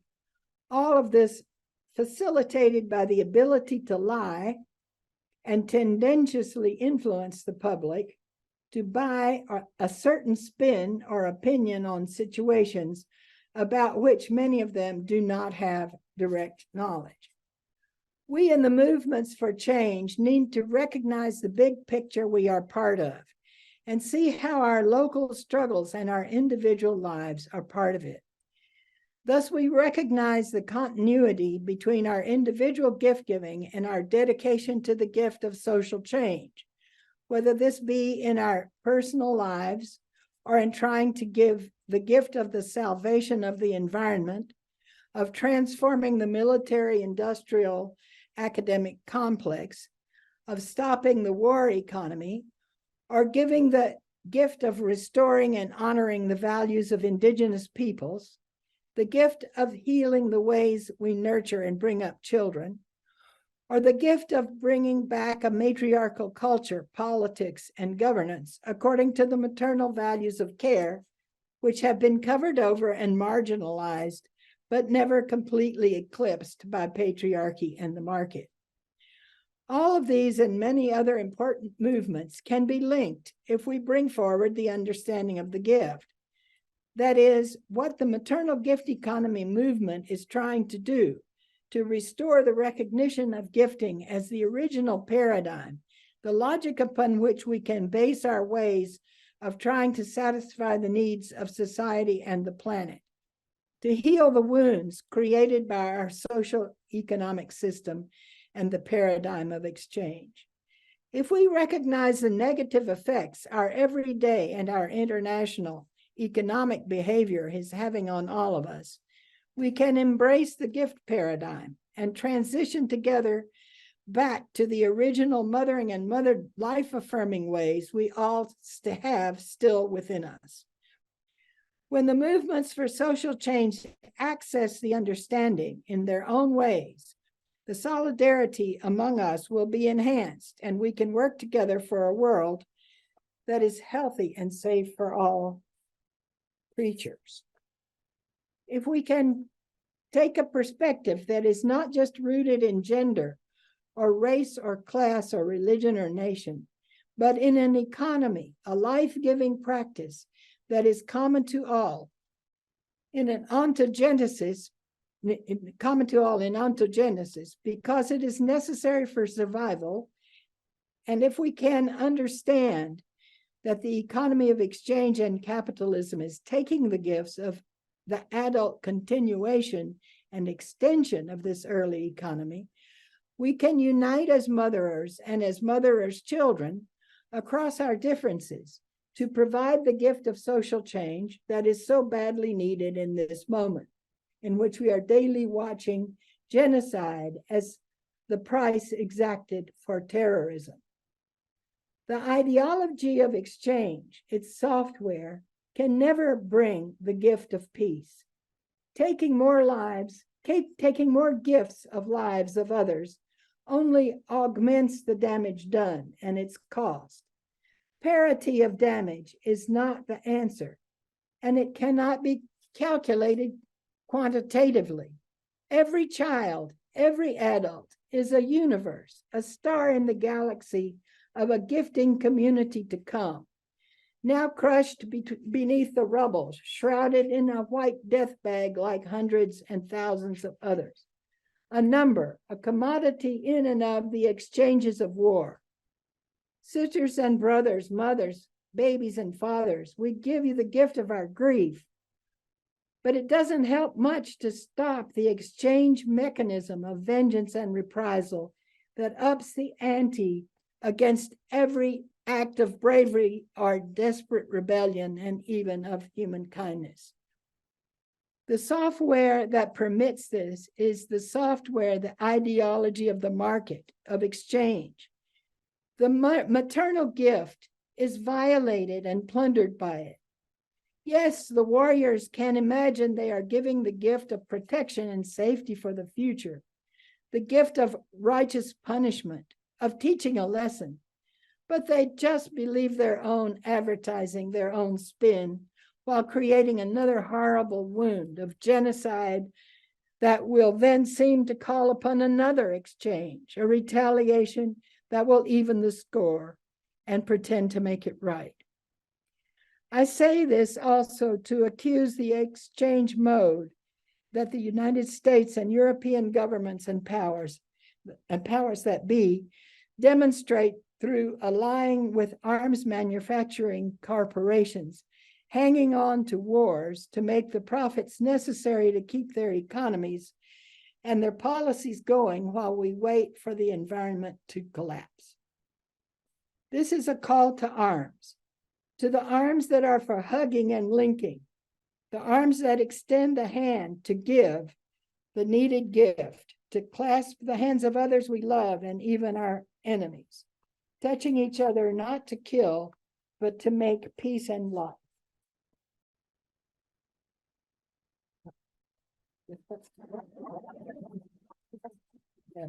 I had some more to say, but that's the end of it for now. Thank you all for listening. Thank you. Yeah, I have some more to say, but that's the end for now. Well, it is. I have the other page and I don't see it here, so I won't do it. It was, okay. That's beautiful. Thank you, Jen.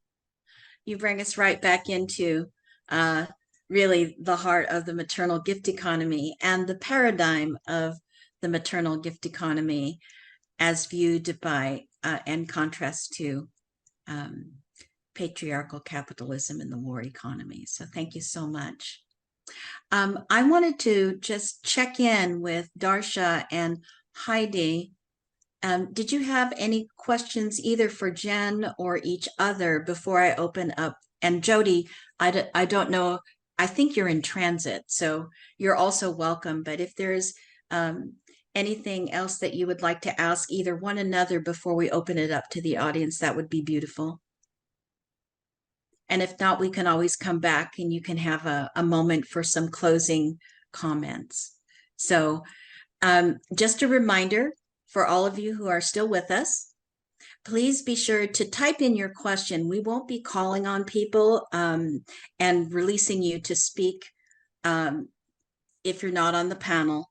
So please type in your question and or your comment into the chat. And Judith will actually take a look at that. Oh, look, Jen has her hand up. Yes, Jen. Well, I just wanted to say that I took we wanted to do a statement that could be a first statement for some uniting of movements. And I took part of the thing that I wrote, and some friends helped to improve it, and we're going to put it in the chat. Diane will put it in the chat, and you can read it there. It's not definitive at all. It's just a first sort of draft of something we might do. And if others want to propose drafts of possible statements, that would be great too. Not right now, later on. Not right now. Right now, what we're going to do is open up for questions. And I also want to say that while Vandana Shiva is left us, and because it was late, we make sure that all of our speakers receive a copy of the chat and the questions and a copy of the attendees so that they can either, respond to you directly or at least see your question. And if you have any specific questions that you want to ask, you can always write to us at Maternal Gift Economy Movement. You'll find our email address at maternalgifteconomymovement.org, and we'll make sure that your communication gets to whomever it needs to go to. So with that, Judith, do you have a first question for us? Ray talks about work with maternal, neonatal, and child health, and suggests orange bonds and women's banks. This is focusing on who we want to network with. And Maria Suarez asks, at the end, what does our generation of women have to contribute to an intergenerational interactive networking to stop war in order to regenerate the diversity of life in our species? So what is the role in terms of networking of intergenerational groups and of the specific people in them? Would Jodie, you've come back online. Yeah, I'd love to speak to that. Okay. So, earlier I spoke about all the movements that are engaging right now and how profound it is. And one of the things that's very profound about it is the intergenerational nature of it. And that, what's beautiful is that each generation is bringing a certain, it is the weaving of all of that And the wisdom, the capacity to be grounded in life is really needed in the movements right now and appreciated. And so like when I don't know the age of the questioner, but I would say what's been so delightful in this movement, around life, around Palestine right now, has been the intergenerational nature and really, I mean, like knowing to show up, knowing to create the container, knowing what's worked in the past, and having that space that can transform grief into engagement, that knows that, the only recognizable feature of hope is action. And just that space of like knowing life is long and the cyclical nature and like all of that is useful and a blessing right now in the movements. So I think for wherever we are, it's just knowing that we have something to show up with and showing up with it. Thanks, Jodie. Maria, you're on your phone, so you may not be able to see the chat. And Maria is saying that she's 75. She's very proud of that. So, all right.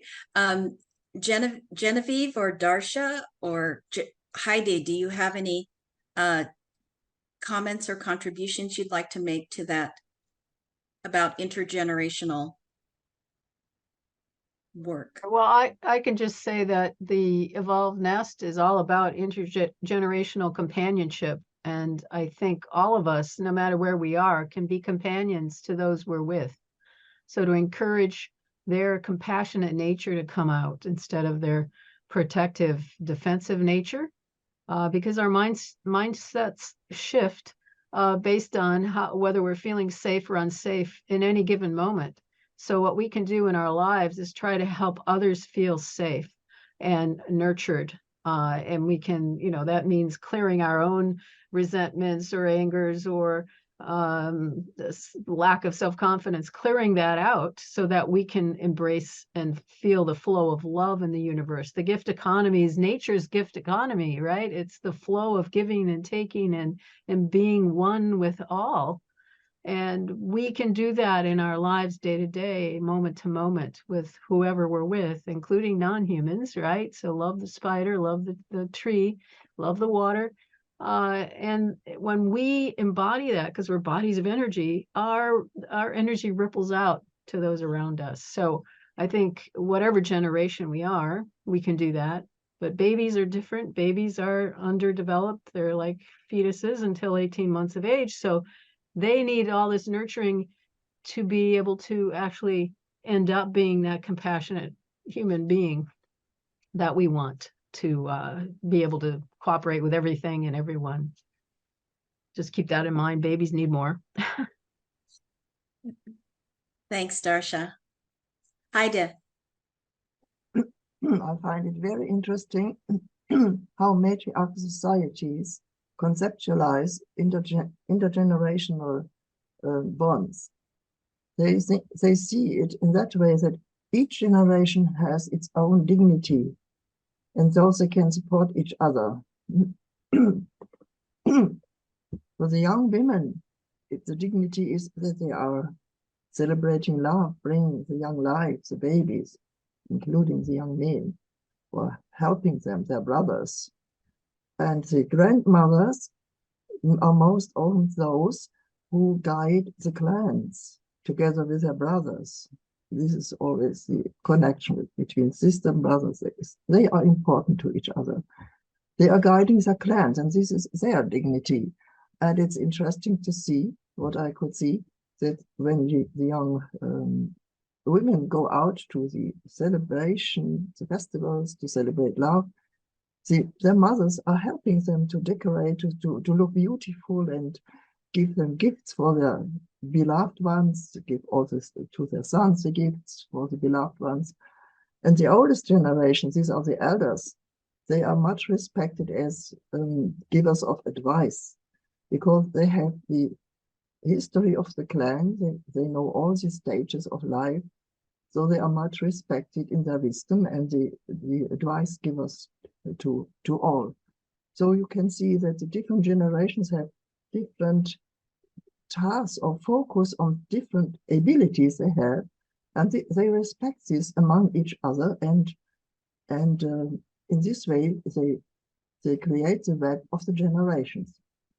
When I found this out, I found it much interesting.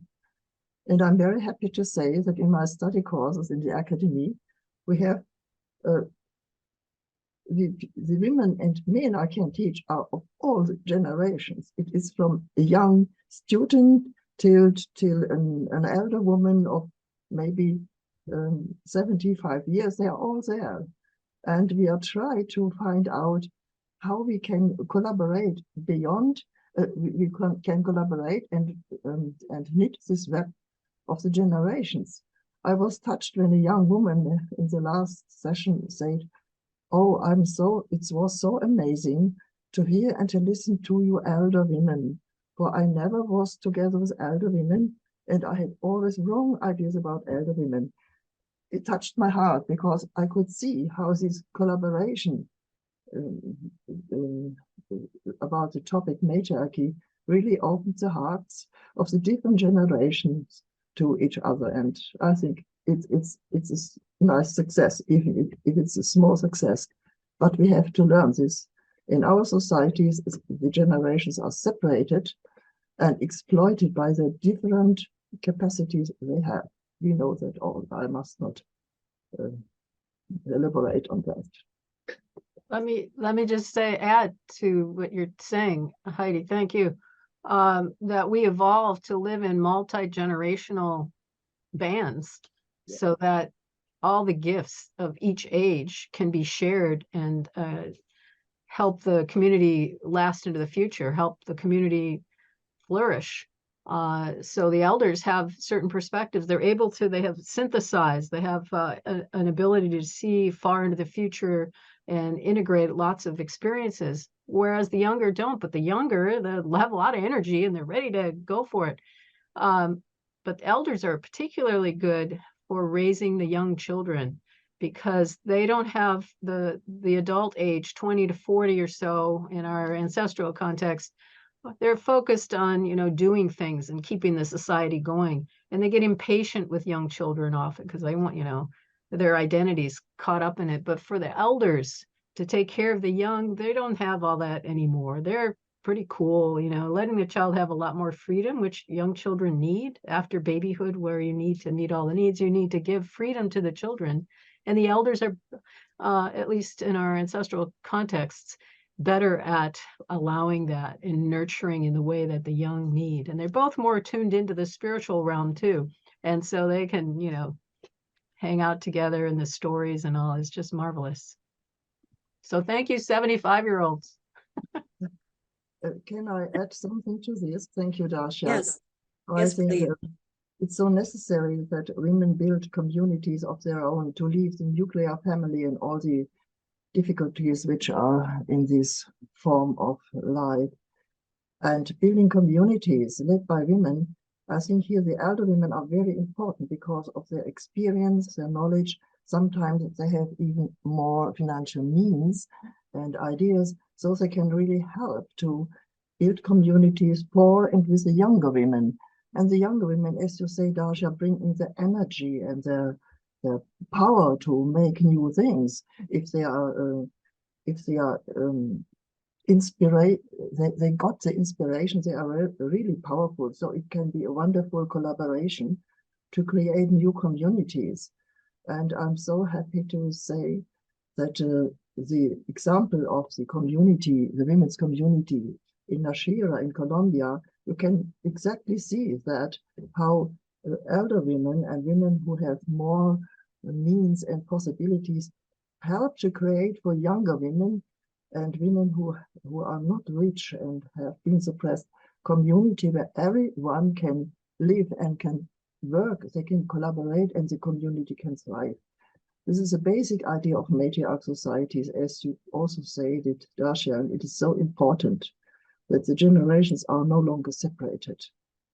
Let me also say, sorry, I keep going on here, but in our ancestral context, that's represented in Central African communities, like the Mbuti, the Benjele, the San Bushmen.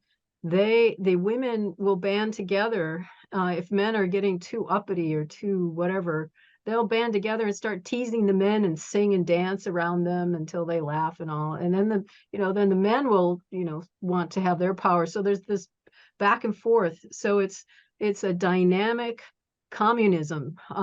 That's what Morna Finnegan calls it. She did her work on this kind of pulse of democracy. It's back and forth. It's not a rigid thing where everything stays the same, which we kind of think things, just establish it and it'll be fine.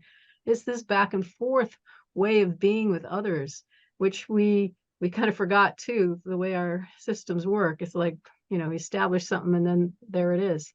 So I think we have to be more flexible and be aware that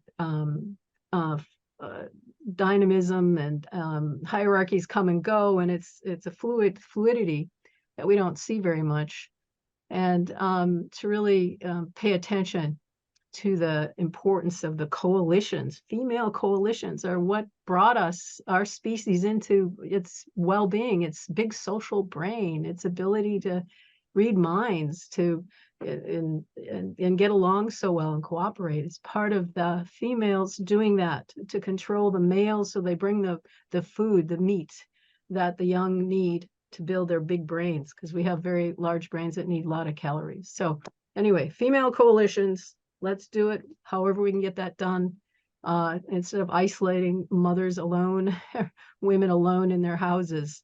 Very smart of patriarchy to do that, because you've broken the female coalitions. Exactly. We can see this not only with the hunter-gatherer societies, but also with the agricultural societies, which have fostered these matriarchal patterns, which I introduced. Most of them are agricultural societies, and I think the history of them goes back to Neolithic times, where we had an epoch of this kind of society worldwide. It was another stage than the hunter-gatherers, but we also have here the patterns of female coalition and females guiding the clan, the community, and collaborating with men to bring about a flourishing region. Wonderful. Jen? Aren't our movements then female coalitions? Aren't our consciousness raising groups, feminist consciousness raising groups, the seeds of female coalitions? Isn't that the reason why we need to unite our movements to broaden the female coalitions? I really think it's a wonderful thought that we can actually, have a kind of real consciousness together that is totally not the consciousness of patriarchy out there, the alternative. Wonderful. Thank you, everyone. Let's check in with Judith and see if she has synthesized another question. Okay, this is a series of questions on the theory and of exactly what it is that we're working against, or what it is that we're working for. Jen circulated a couple days ago a really interesting paper that said that the basis for a lot of our problems is in the map making. And when we started to be able when we started to conceptualize the world in spatial terms and to put boundaries around different areas that had never had boundaries around them before. And there's been a lot of discussion in the chat now that the problem really is the monetary system, and that what we need to do is work to abolish the monetary system and replace it with something else. I know several of the speakers spoke about that. So I wonder if you could just talk briefly about what it is conceptually that we're fighting against, and what it is conceptually that we need to move forward toward.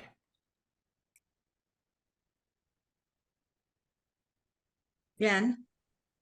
Well, I think we don't really realize what capitalism is and how it works, and how much it controls our minds. There's this idea of the exchange abstraction, which is because we're doing an abstract action in exchanging, that is not it is not something that happens in nature. It just happens when we propose an equal value between two totally different objects, and then that causes us, that or allows us to let each of them take each other's place. And this is an abstract interaction. And then with money, it's even more abstract, and the money keeps going around, where the gift is not going around, but the money goes through an exchange. So this whole process is called a real abstraction, and it's abstract in reality, on the plane of reality. And that makes us think in abstractions. That fact of doing that is reflected in our thought processes. And so we think of things like abstractions like the Galileo did in inertia and Newton, and our thoughts about many things are put into categories, abstract categories. And I think that idea of this visualization of relations in surveying, for example, and cutting out different pieces of property from each other and from the underlying life sphere, is a part of this abstraction, and that comes from really the use of money and of exchange. And so when we are doing that, we're creating something that is really not natural, and a thought process that is also not natural, and it is it alienates us from our root in nature and in mothering, which is not abstract. Although we can do abstractions, we can think abstractly, but there are these pernicious abstractions that are very large, that separate us from nature, from each other, from mothering, and so on. Can I speak? Yeah. Yes, go ahead, Darcia. Okay. Yeah, so I think since I'm a psychologist, and developmental psychologist, I look at how people function and their capacities. And I think what we've done, and this is based on a lot of research, is when we don't provide the evolved nest, we're undermining right brain development. The right hemisphere is supposed to grow more rapidly in early life. And that is the seat of our empathy and our ability to get along with others, our social intelligence, our emotional intelligence, our sense of being connected to a living earth. Because what happens then is when you don't provide the nest, is you enhance these survival systems that are oriented to dominance and fear and anger and panic, because we're born with that to keep us alive. You enhance that, and then when you send kids to school, you're doing left brain stuff, the abstracting, the separation, the onlooker consciousness. You're not part of the earth, you're not a participant, you're just going to manipulate. That's all left brain. So all the things we're talking about is how the left brain sees the world. It loves dead things. It likes to categorize and manipulate and control, and it's patriarchal, all blended in there. So we have to get back to nestedness, especially for the young. You can, though, regrow your right brain throughout life through play. So I always recommend play with a child under 6, and they'll make you stay there and play with them, or else they'll stop, right? And you have to be in the moment, you have to react, and you're building your empathy and your social capacities. So that's right brain stuff, and arts do that too. So I think we have to remember that our capacities are shaped in those early years, and we end up, kind of hampered, impaired, like we have, a ball and chain on us if we don't get the right beginning. And then you've got to figure out how to heal all the adults who, didn't get their early nesting. So we do that at the Evolved Nest, different tools for that. So all the abstracting is just, again, it's going off in this other realm, the cloud thinking, and all the wisdom traditions of the earth. The major religions say that's a very dangerous place to be, thinking. The thinking mind is very dangerous, the intellect, because it starts to think it knows everything. And this is Ian McGilchrist's work on the neuroscience of right and left brains and how they operate when you numb one side or the other. So the consciousness really matters. And I forgot my train there. But anyway, maybe that's enough. Thanks, Darcia. I'm going to go to Jodie and then back to Jen. So I just want to talk about mapping, because I don't think mapping itself is the separator. Mapping can be an important tool in life, in the sense of it's part of, I think, mothering, in that what we learn, we create maps to, we show the guide, that in mothering, building the container where you can be safe and be free. And mapping is part of that, creating space, because map doesn't necessarily separate.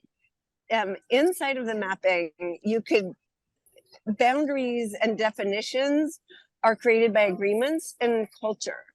Didn't necessarily come from the map. It came from an agreement in culture that we are separated.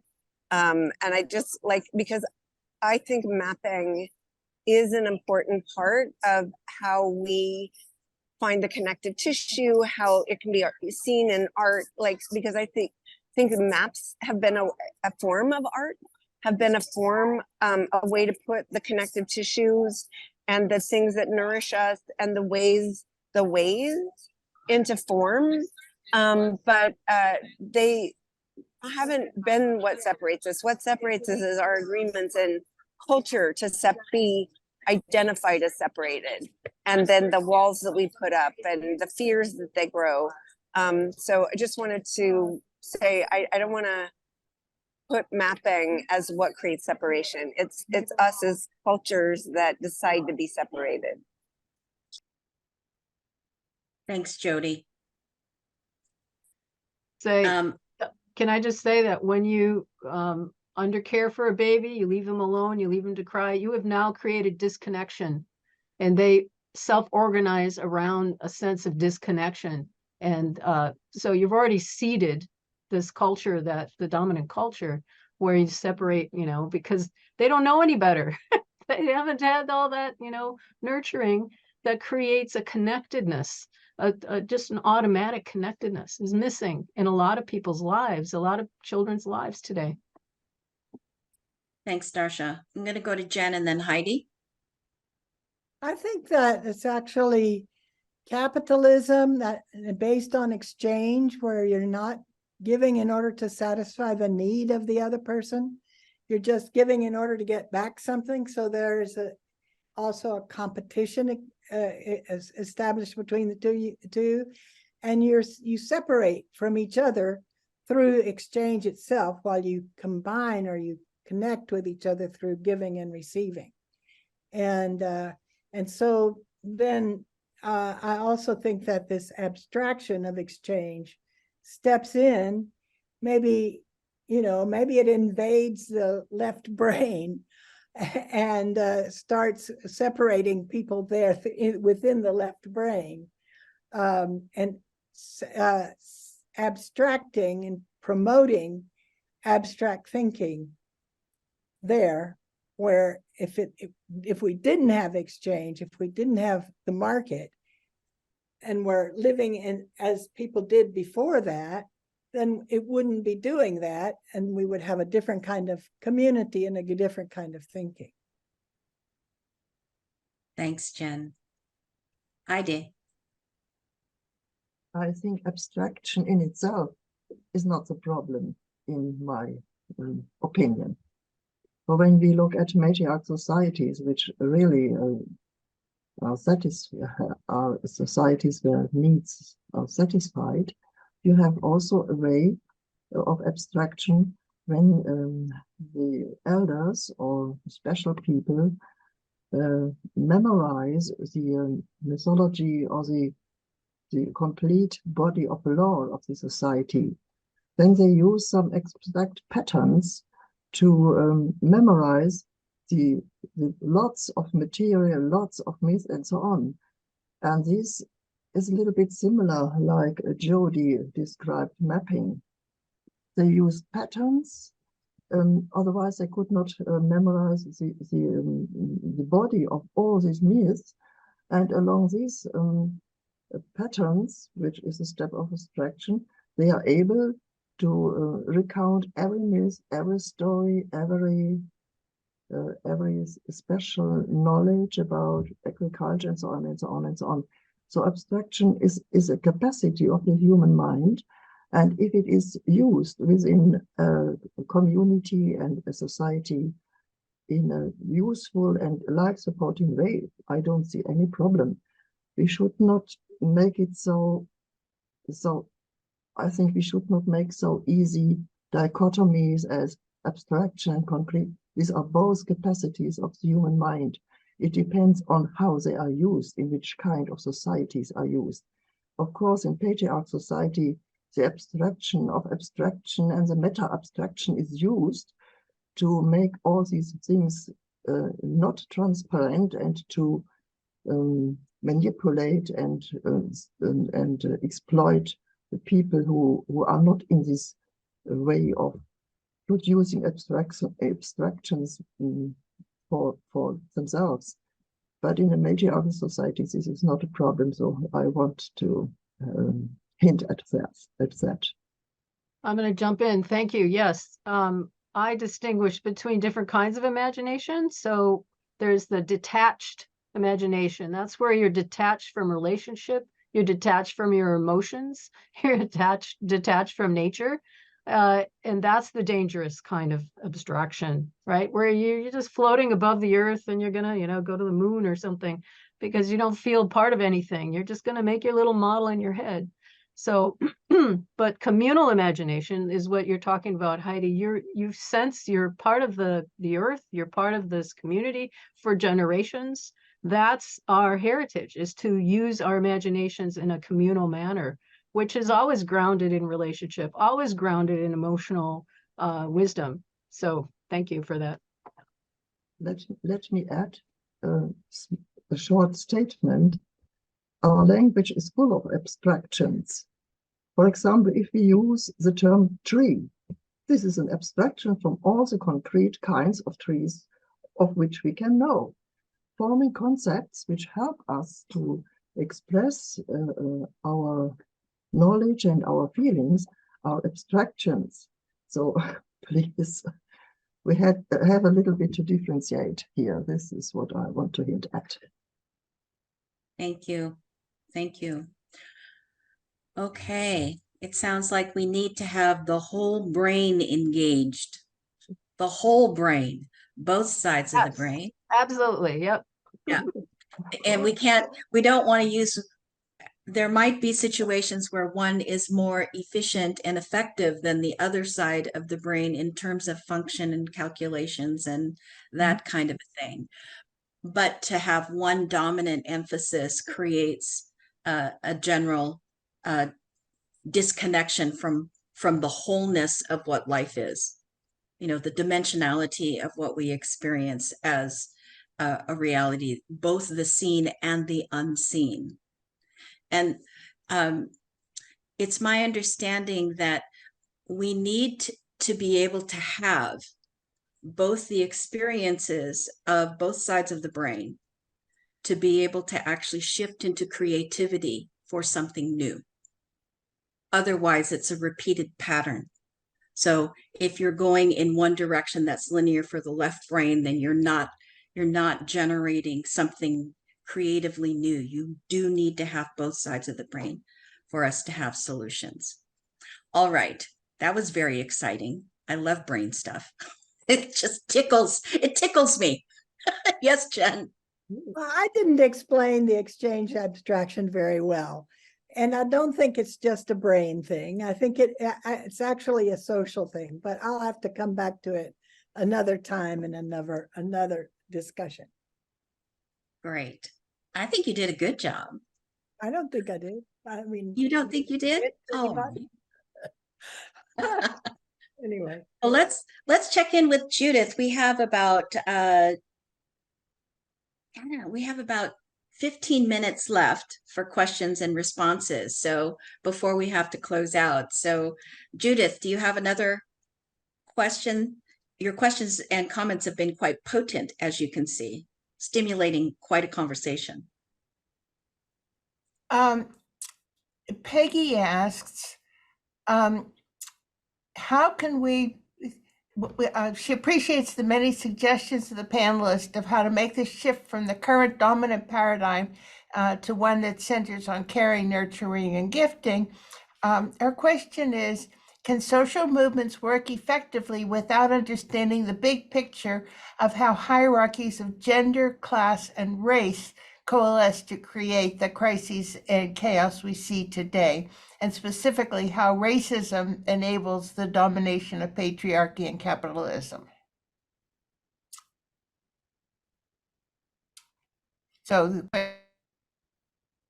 the question is, what factors other than sexism are at work here? Well, the ranking of people is just part of patriarchy. It's part of civilization for eons now. So it just perhaps over time has gotten more precisely exclusionary. But yeah, it's just part of our last 5,000 years or so, 10,000 years. People debate on how long it's been going on, and only a small part of humanity. Now it's, of course, globalized. So this setting people outside of the norms, the heterosexual male norms, as being the pinnacle of humanity, right? That's been especially true for the last few hundred years. But it's all been kind of moving in that direction for some thousands of years, and now it's just getting more specific, I think. That's my opinion. Thanks, Darcia. Jen, you were leaning in. Well, I just think that the different structures of oppression hold each other up. They combine and empower each other. So patriarchy, with the power over motive, empowers money as the general equivalent, as the big standard of value for everything.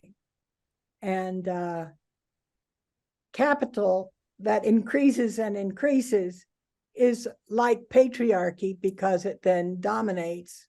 People can use it to dominate other people and all kinds of action. And the same with racism and the pride of the one race over the others. And let's say I forget the word. Anyway, all these structures fit together into a whole oppressive system that is like racism, sexism, and the dominance of money in exchange over the rest of the natural world. Heide, Well, did you have, sorry. Jodie. Let's have Heide go and then Jodie. I think behind all these behind all these characteristics of patriarchy, like sexism, racism, and so on and so on, there is a special logic. It's the logic of separation, to separate. Humans have a lot of diversities. In matriarchal societies, these diversities are regarded as richness. The richness of society and the richness of all living beings on earth. In patriarchy, the dominating men first separated women from themselves as the other. And the other is devalued. So this is the first hierarchy they created. Then they separated poorer men from themselves. They were not the chiefs, they were not the elite. So they are also the other. They are devalued in a different way. Then other people are devalued. Then other living beings are devalued, and so on and so on. This is the logic of creating hierarchy in the mind, which is, of course, implemented into society.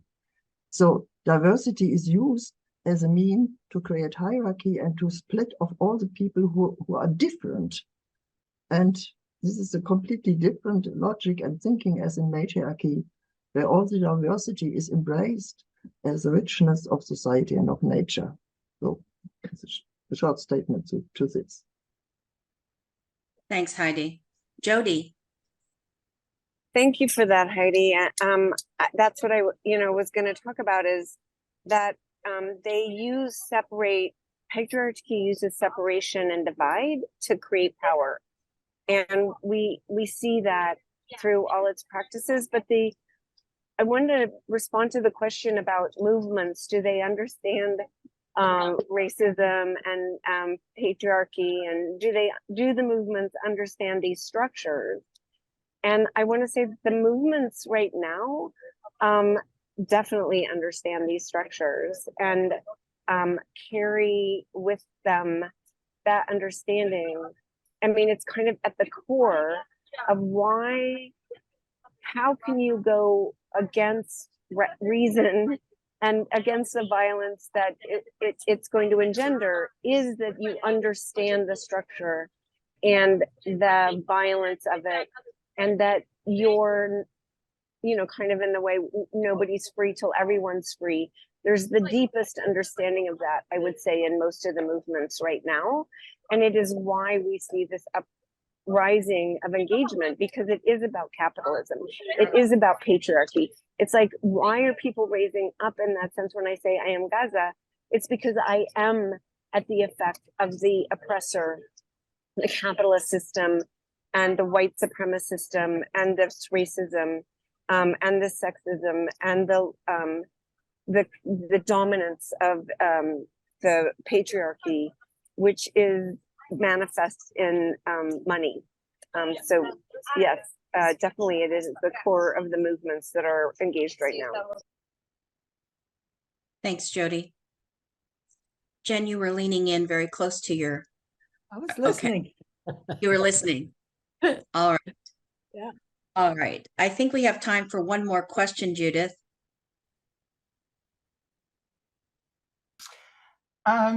Okay, this is on the theme of how to network, and Marta talks about the videos that we saw today at this webinar and how we can use them, and suggests of making videos more accessible to communities, and how to do that. And so basically, what are some techniques that we could use to extend our reach and to improve our networks, and to unite or to connect our networks?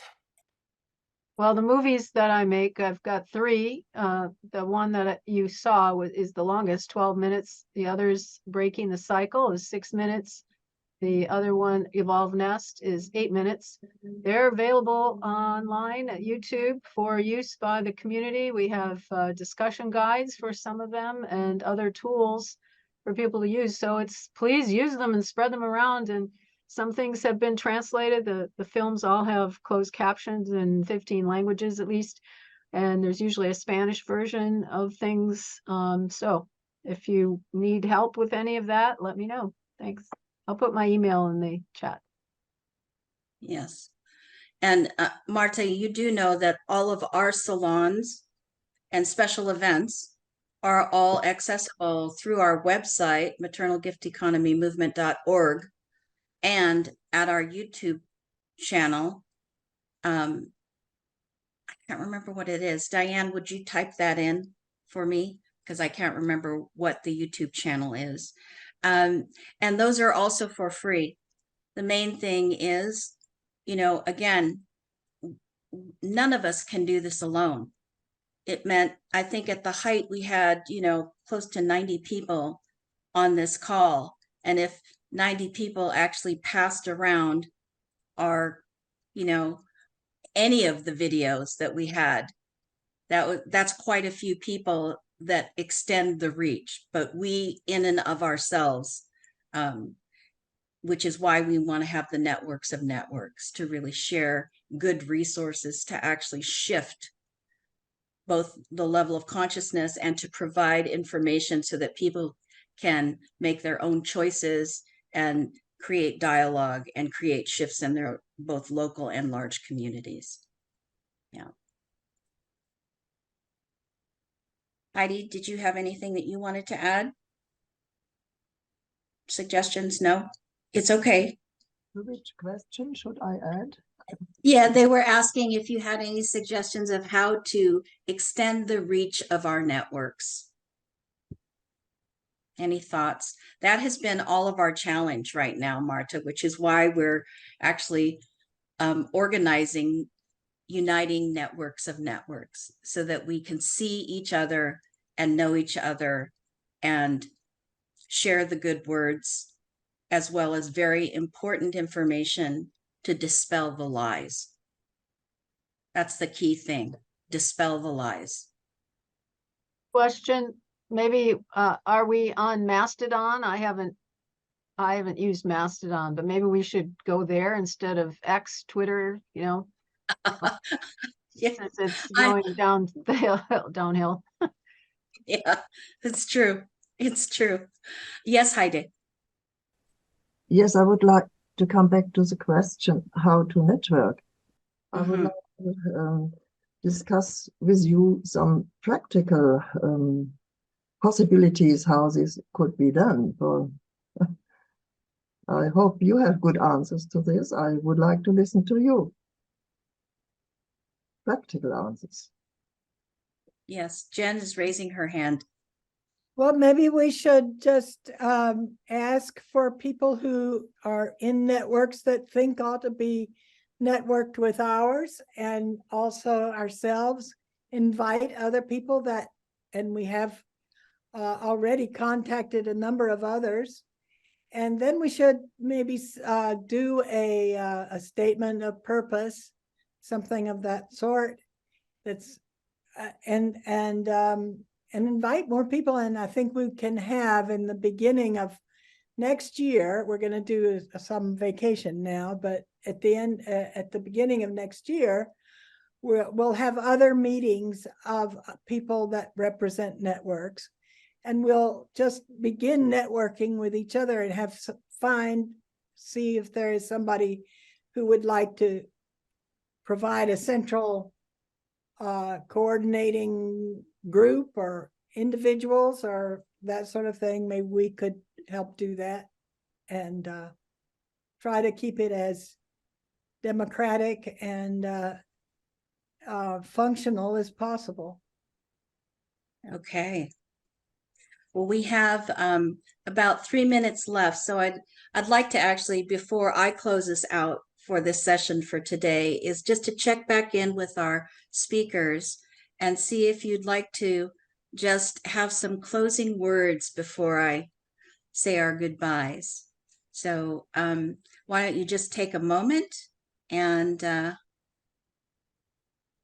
I just yes. ask if you all agree with what I said about networking, if that's okay with you, as a simple beginning like that? Is that okay? I have to try it. I don't know at the moment.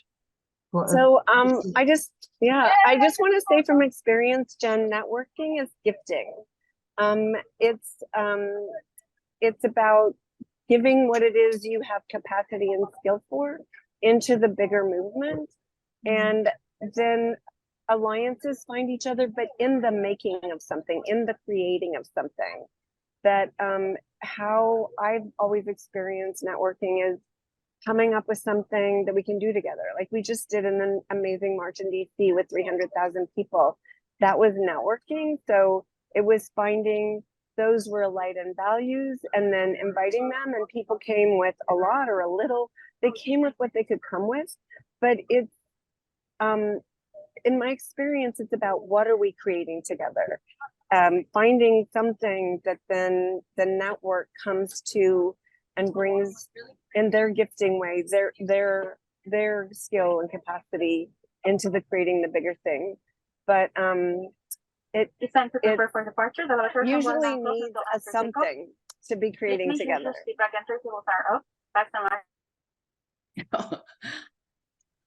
Okay, I think Jodie has to go because she's on an airplane that's taking off. So, oh my goodness. World travelers. Yes. Darcia, did you have anything that you wanted to add to this at the moment?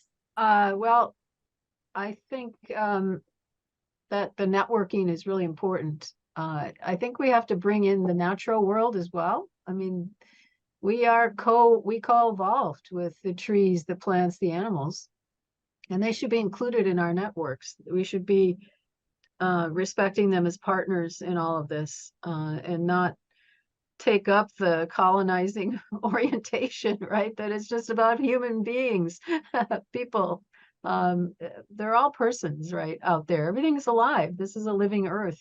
So I think we have to keep in mind always, every moment, that, oh, everything's alive. Everything I'm doing is affecting all the living creatures around me, all the entities.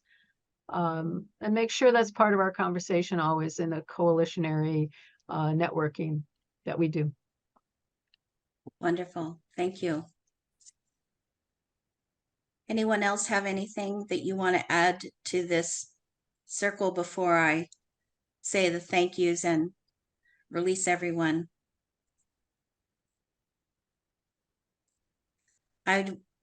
Okay.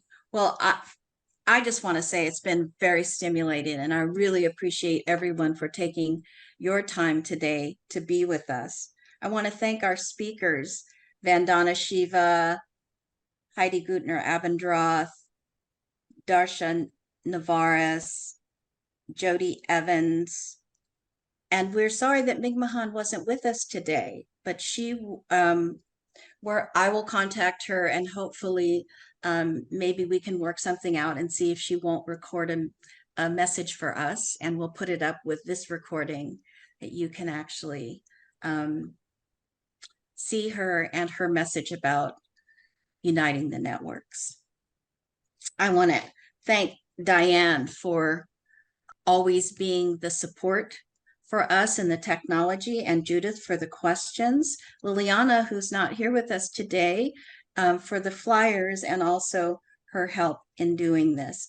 And especially want to thank the International Feminists for the Gift Economy Network. You continue to stimulate us to really, move us and eke us forward in the development of the speakers and the work that we do here.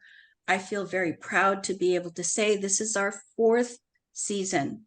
We've actually done 4 of these mini conferences, and it's been a pleasure and an honor.